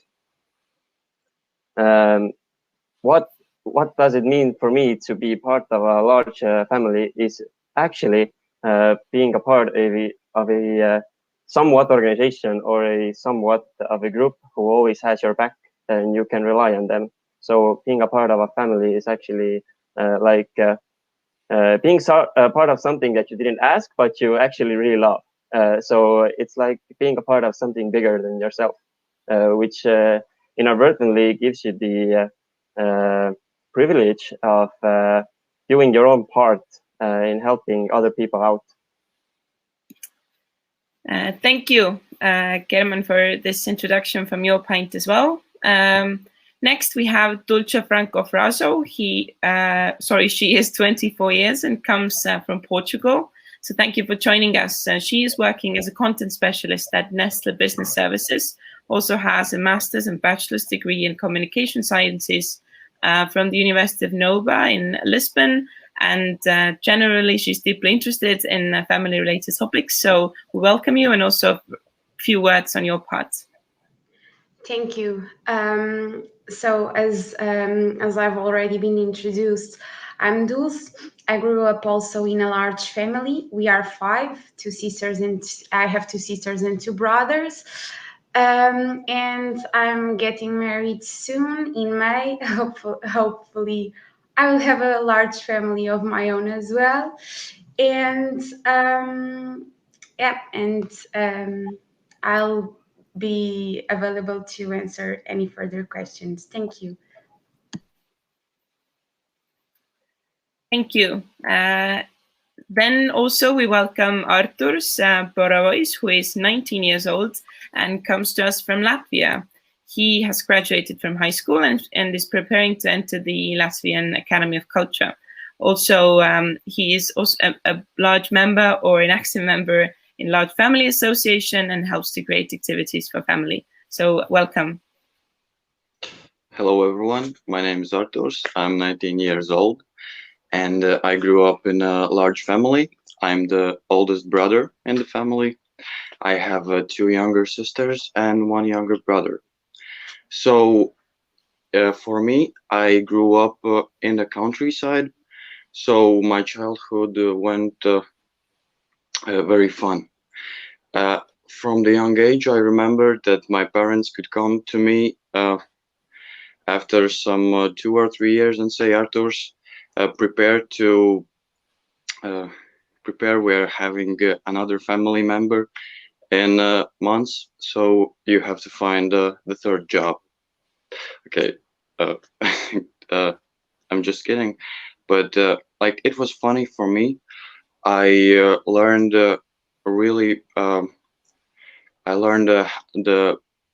how to take care of my younger brother and sisters. How to nurse them, how to find some compromises. And I'm really happy that you invited me to represent Latvia. And I'm open to answer for your questions. Thank you. Thank you, Arturs. And last but not least, Teresa Krubska. She is 21 years old and comes from Poland.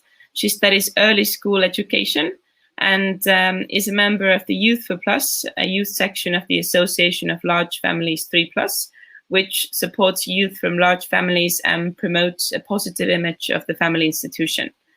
She's also a leader of a scout team for young girls. So welcome, Teresa, and a quick introduction from you as well. Hello. Thank you for inviting me to participate in this conference. It's very nice to see you. Yeah, so as you said, I'm 21 years old. I came from Poland. I have 5 older brothers and 1 sister. I'm the youngest in my family.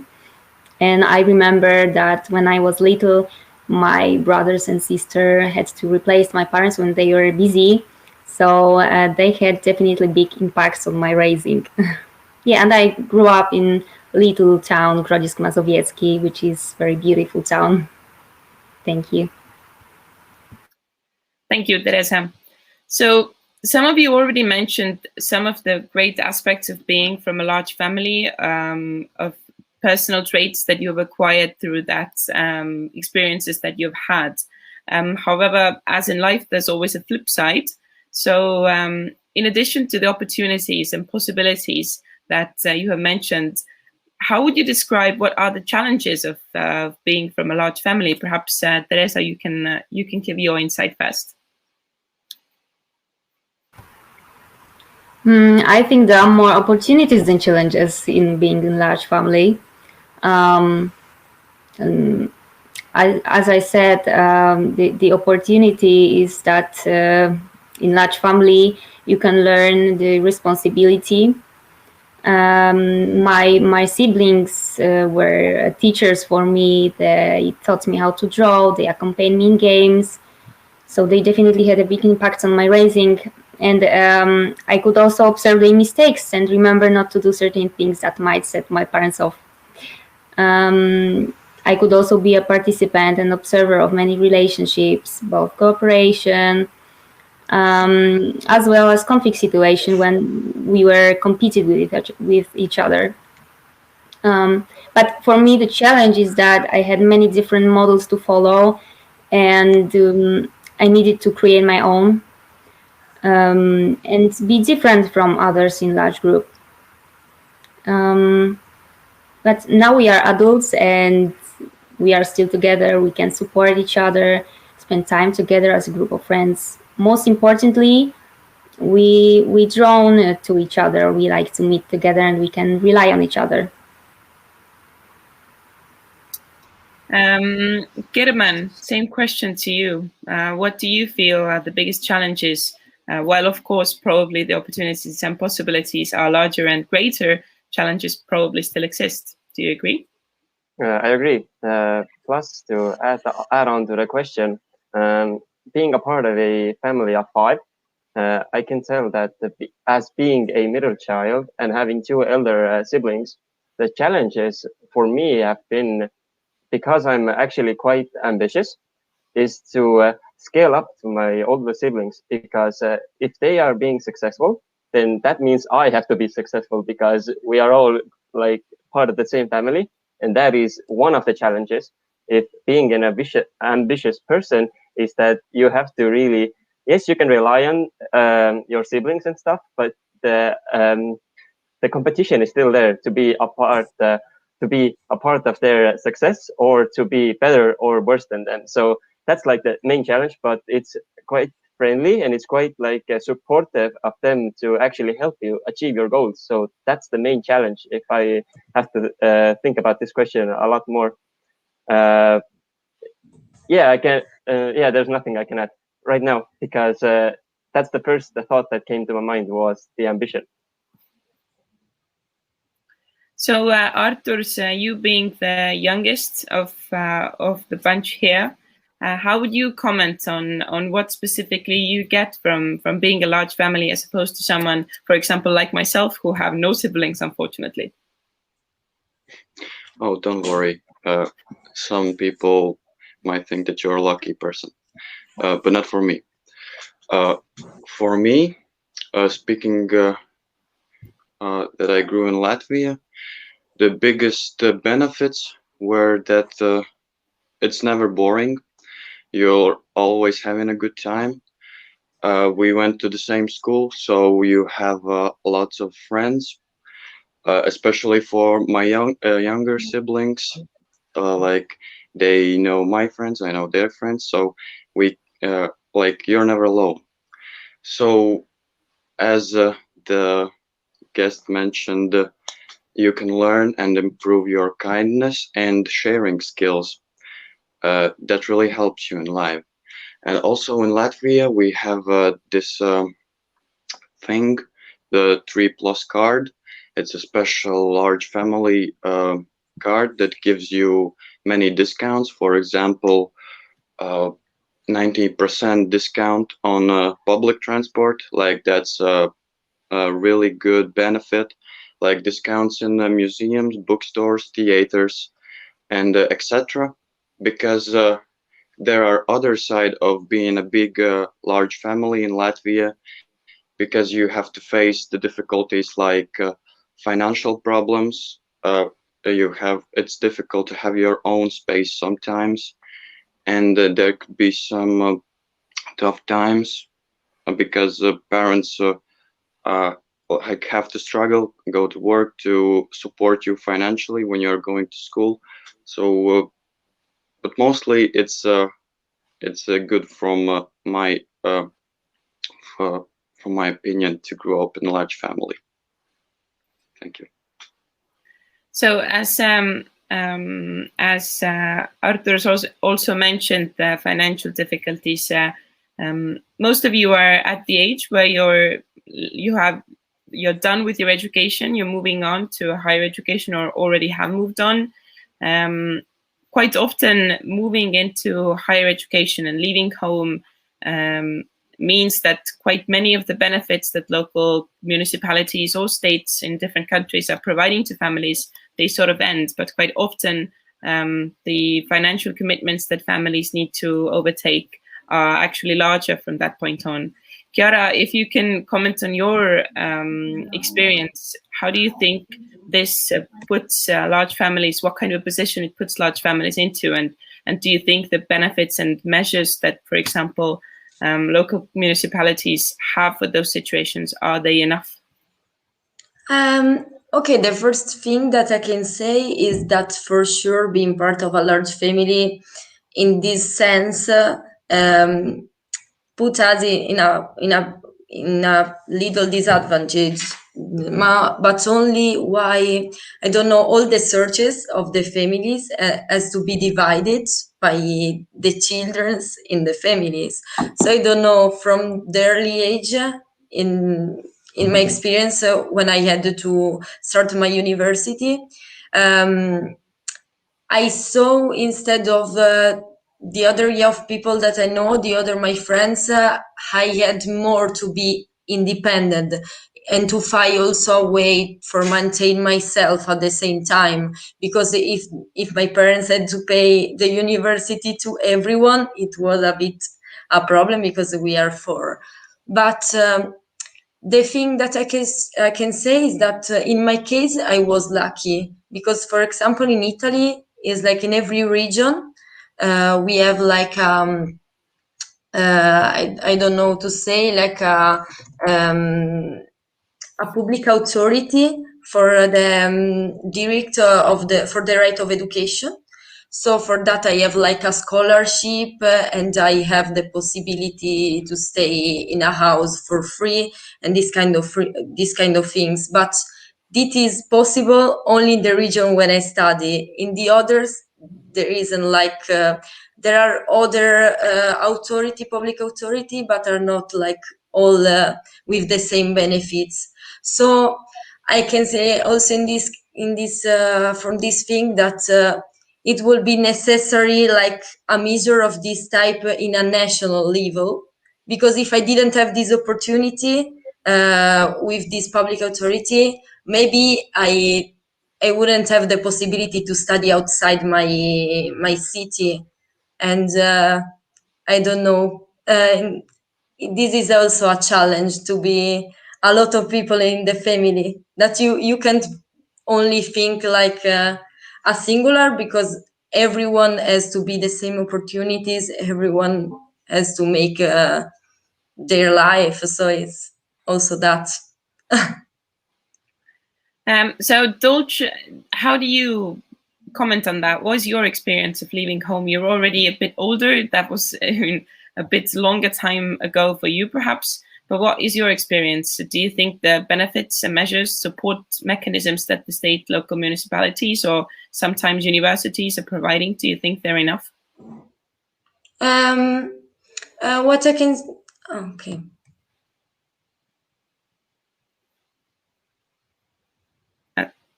Sorry, I think you're muted and you need to unmute yourself. Okay, thank you. So on my case, I did not receive family like a support on education and all of that, but I did go into a public university, so the costs are already more affordable for a student. What I can say in terms of what it would be a family, what family friendliness would mean in terms of political, economic, and social policies would be, and I am going to reply more on the stage where I am right now, working instead of studying, but it would be for the states to ensure a good maternity and paternity leave. I know this depends a lot on the country. So, for example, in Portugal, it is for a woman 4 to 6 months. Of maternity leave and 1 month for paternity leave, but in other countries like Germany and France, it can be up to 2 years for a mother to stay at home with kids, and this helps a lot because kindergartens are super expensive. So, for example, in terms of employment, this would be this is a supportive measure for families. And also in terms of employment and career, there might be some discrimination in a lot of companies in the public or private sector. If you are a woman and you are young and you want to have kids, that can be socially seen as some kind of a challenge to your career. So it would also be a good measure to have more companies aware of how important and possible it is for a woman to combine these two roles as a mother and as an excellent professional. So in a nutshell, these are my thoughts on this.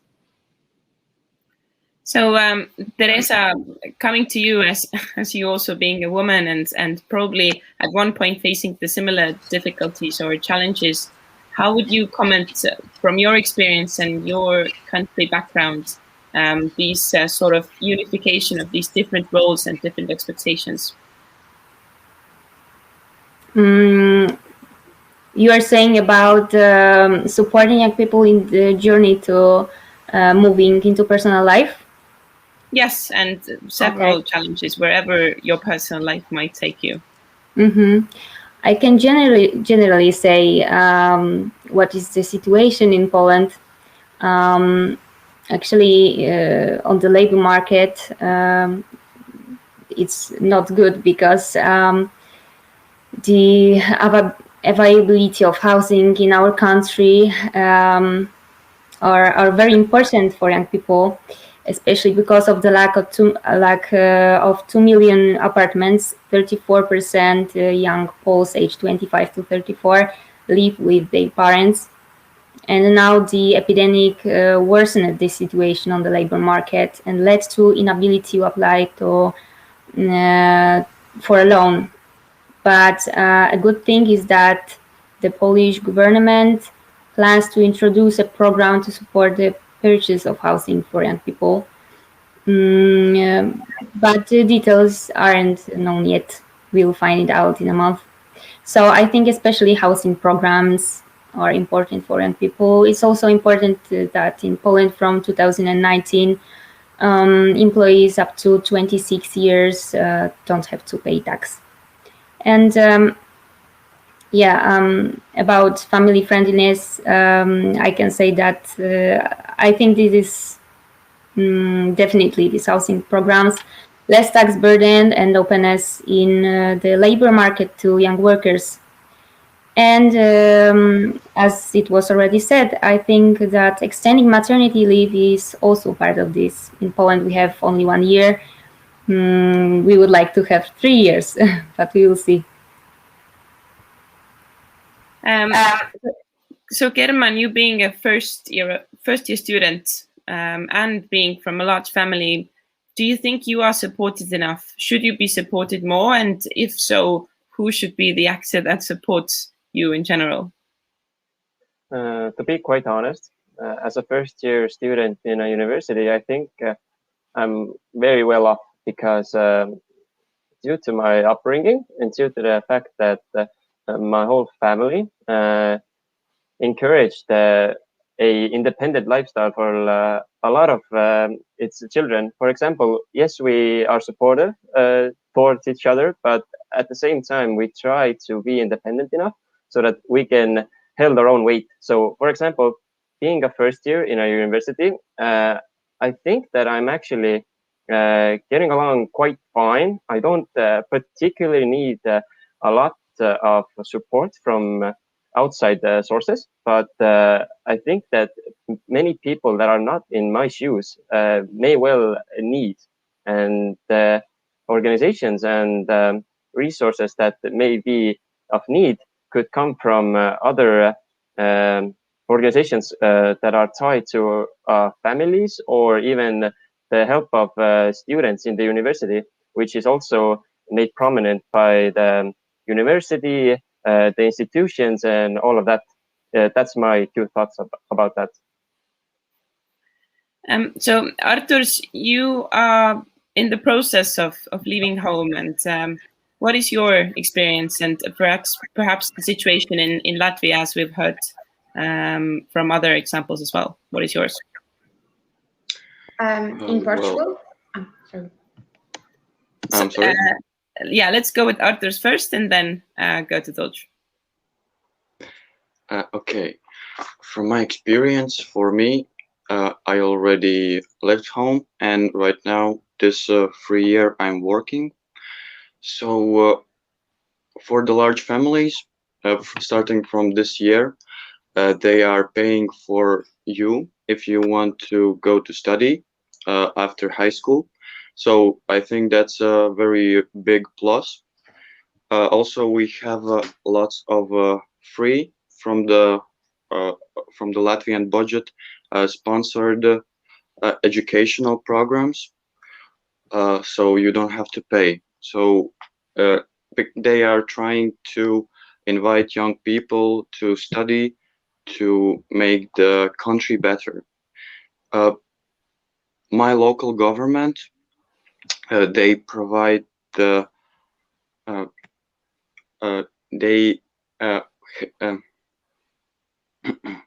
you can rent flat if you live in I can rent my own flat in my own state. The government gives me this opportunity. So I think that's a big plus too, because I live in a house with the 3 rooms, and if you have inside there 2 parents and 4 children, that could be a very big challenge with the space. So right now, when I'm working and I want to study, I will have my own space, and I think that's a very great deal. Also, you can rent a student flat in Latvia, and that's a very great deal too. Thank you. Thank you, Arturs. So, Dolce, you were saying about Portugal. Yes, in Portugal, the real estate market is actually very expensive comparing to the salaries for the average salaries of Portuguese people. So either buying a house or renting a house is super expensive. That's why we youngsters really rely on government and municipal programs to support on house renting. So this is like quite a challenge for us right now.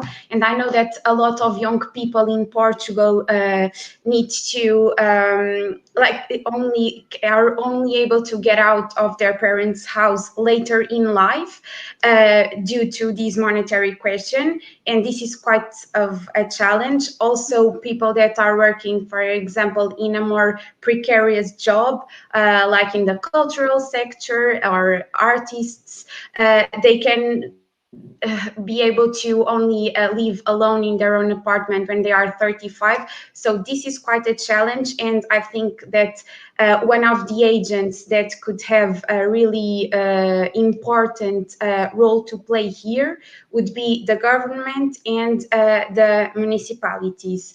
And so this is one point, the economic part. And the other point, I can share just a personal experience from this transition thing of living a large family and starting alone, which is when I was 18, I did a gap year. So I left my home for 1 year, and it was super important to have my family's support on this decision. So yes, this kind of question that Teresa mentioned earlier on the challenges of growing up in a large family, when you have to be your build your own personality individually, and it is difficult to decide where to go when you have like these really strong roots. And it is on as family, as agents, as an agent, I think it is really important also to provide this atmosphere of freedom to allow the children to go out of the house whenever they are ready to do it. So as you guys being here as examples of large family members and children from large families, and this convention is focusing on how to create a better environment for large families to raise children. We do, however, have an interesting question coming from the audience. So perhaps I'll direct this to Chiara first. The question is, how do other young people react to the information that you are from a large family, and whether in your experience that perception has been positive or negative?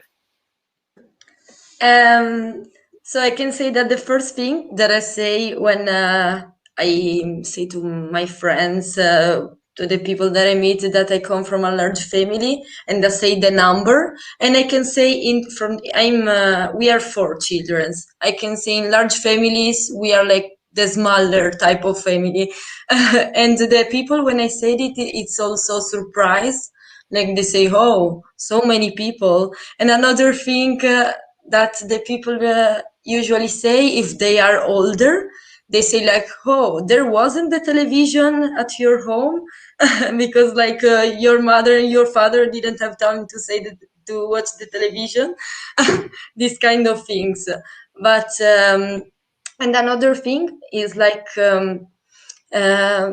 they always ask how is possible for my family, like having so many children, to at the I can say, at the financial point of view of do this thing. They can't understand how they can do it to maintain a family of a lot of children.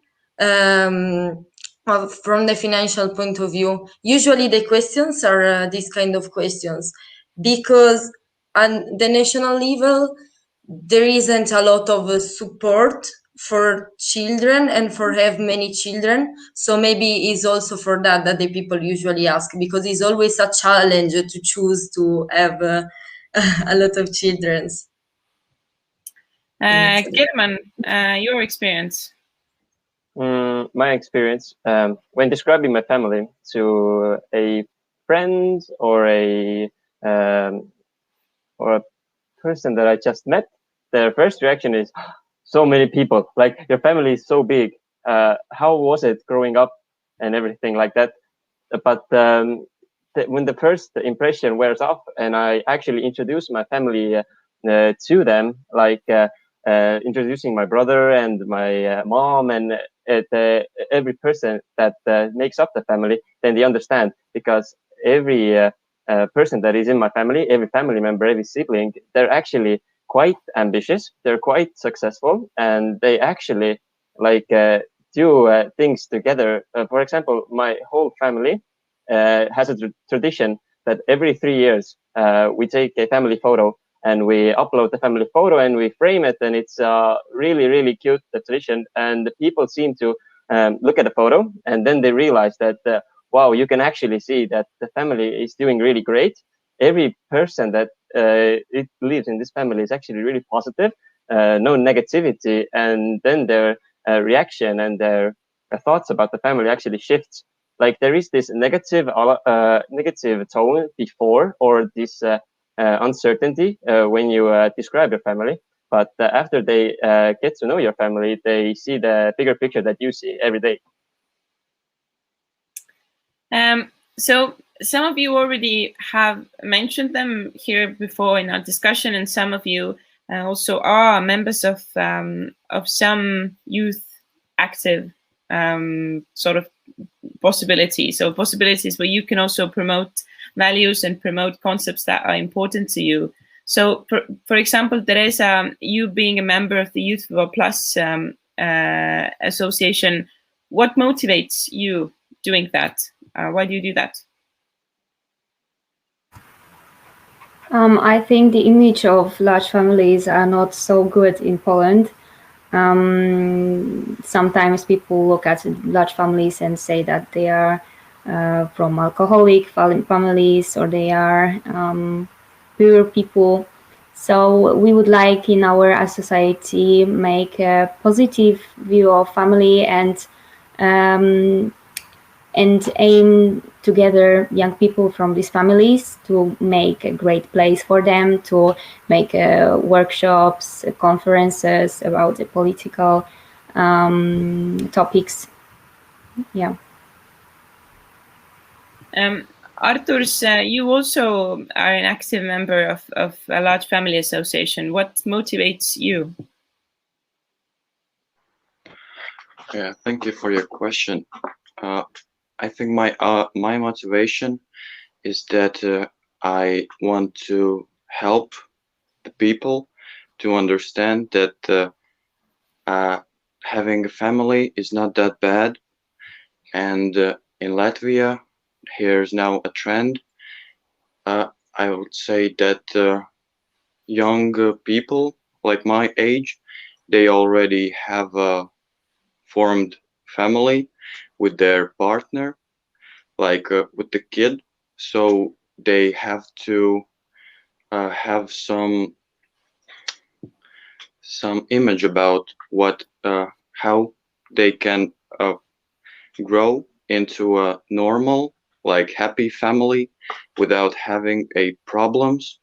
So I really enjoy talking and sharing ideas of how to improve your family social skills, how to impact with the children, what to say to them, for them to grow good people. So that's my motivation. Thank you. So as we're reaching the end of this panel, unfortunately, I have just one last quick question for all of you. So you come from large families. This is part of who you are, and you've mentioned several, for me, very envious aspects of coming from large families. When you envision your future, do you also envision a large family there? Perhaps, Dolce, you can start, as you mentioned that you're getting married soon. Yes, actually, life is super mysterious, and I have no idea if we will be able to have a large family, but that is definitely our desire. Me coming from a family of 5 kids, my fiance coming from a family of 8 kids, and yes, definitely, I would love to have one. So, Chiara, your future, do you think large family is important for you, or do you think in generally promoting these values is important to you as well? I can say that I would love to have a large family. In fact, when people ask to me what type of family I want to have in the future, I always say minimum 3 children. I can't imagine to live in a silent house, really, after my experience. And also because I know how it's important and it's beautiful to grow up with brothers and sisters. Thank you. Arturs, what do you think about your future? Yeah, thank you. You know, I have no idea how many children I will have. Will I have a large family? Will I have like 1 or 2 children only? But I think that that doesn't depend. I will try to give my best to my children, to my family. Either it will be a small or big one. Just the time will come, and I will see. Thank you, German.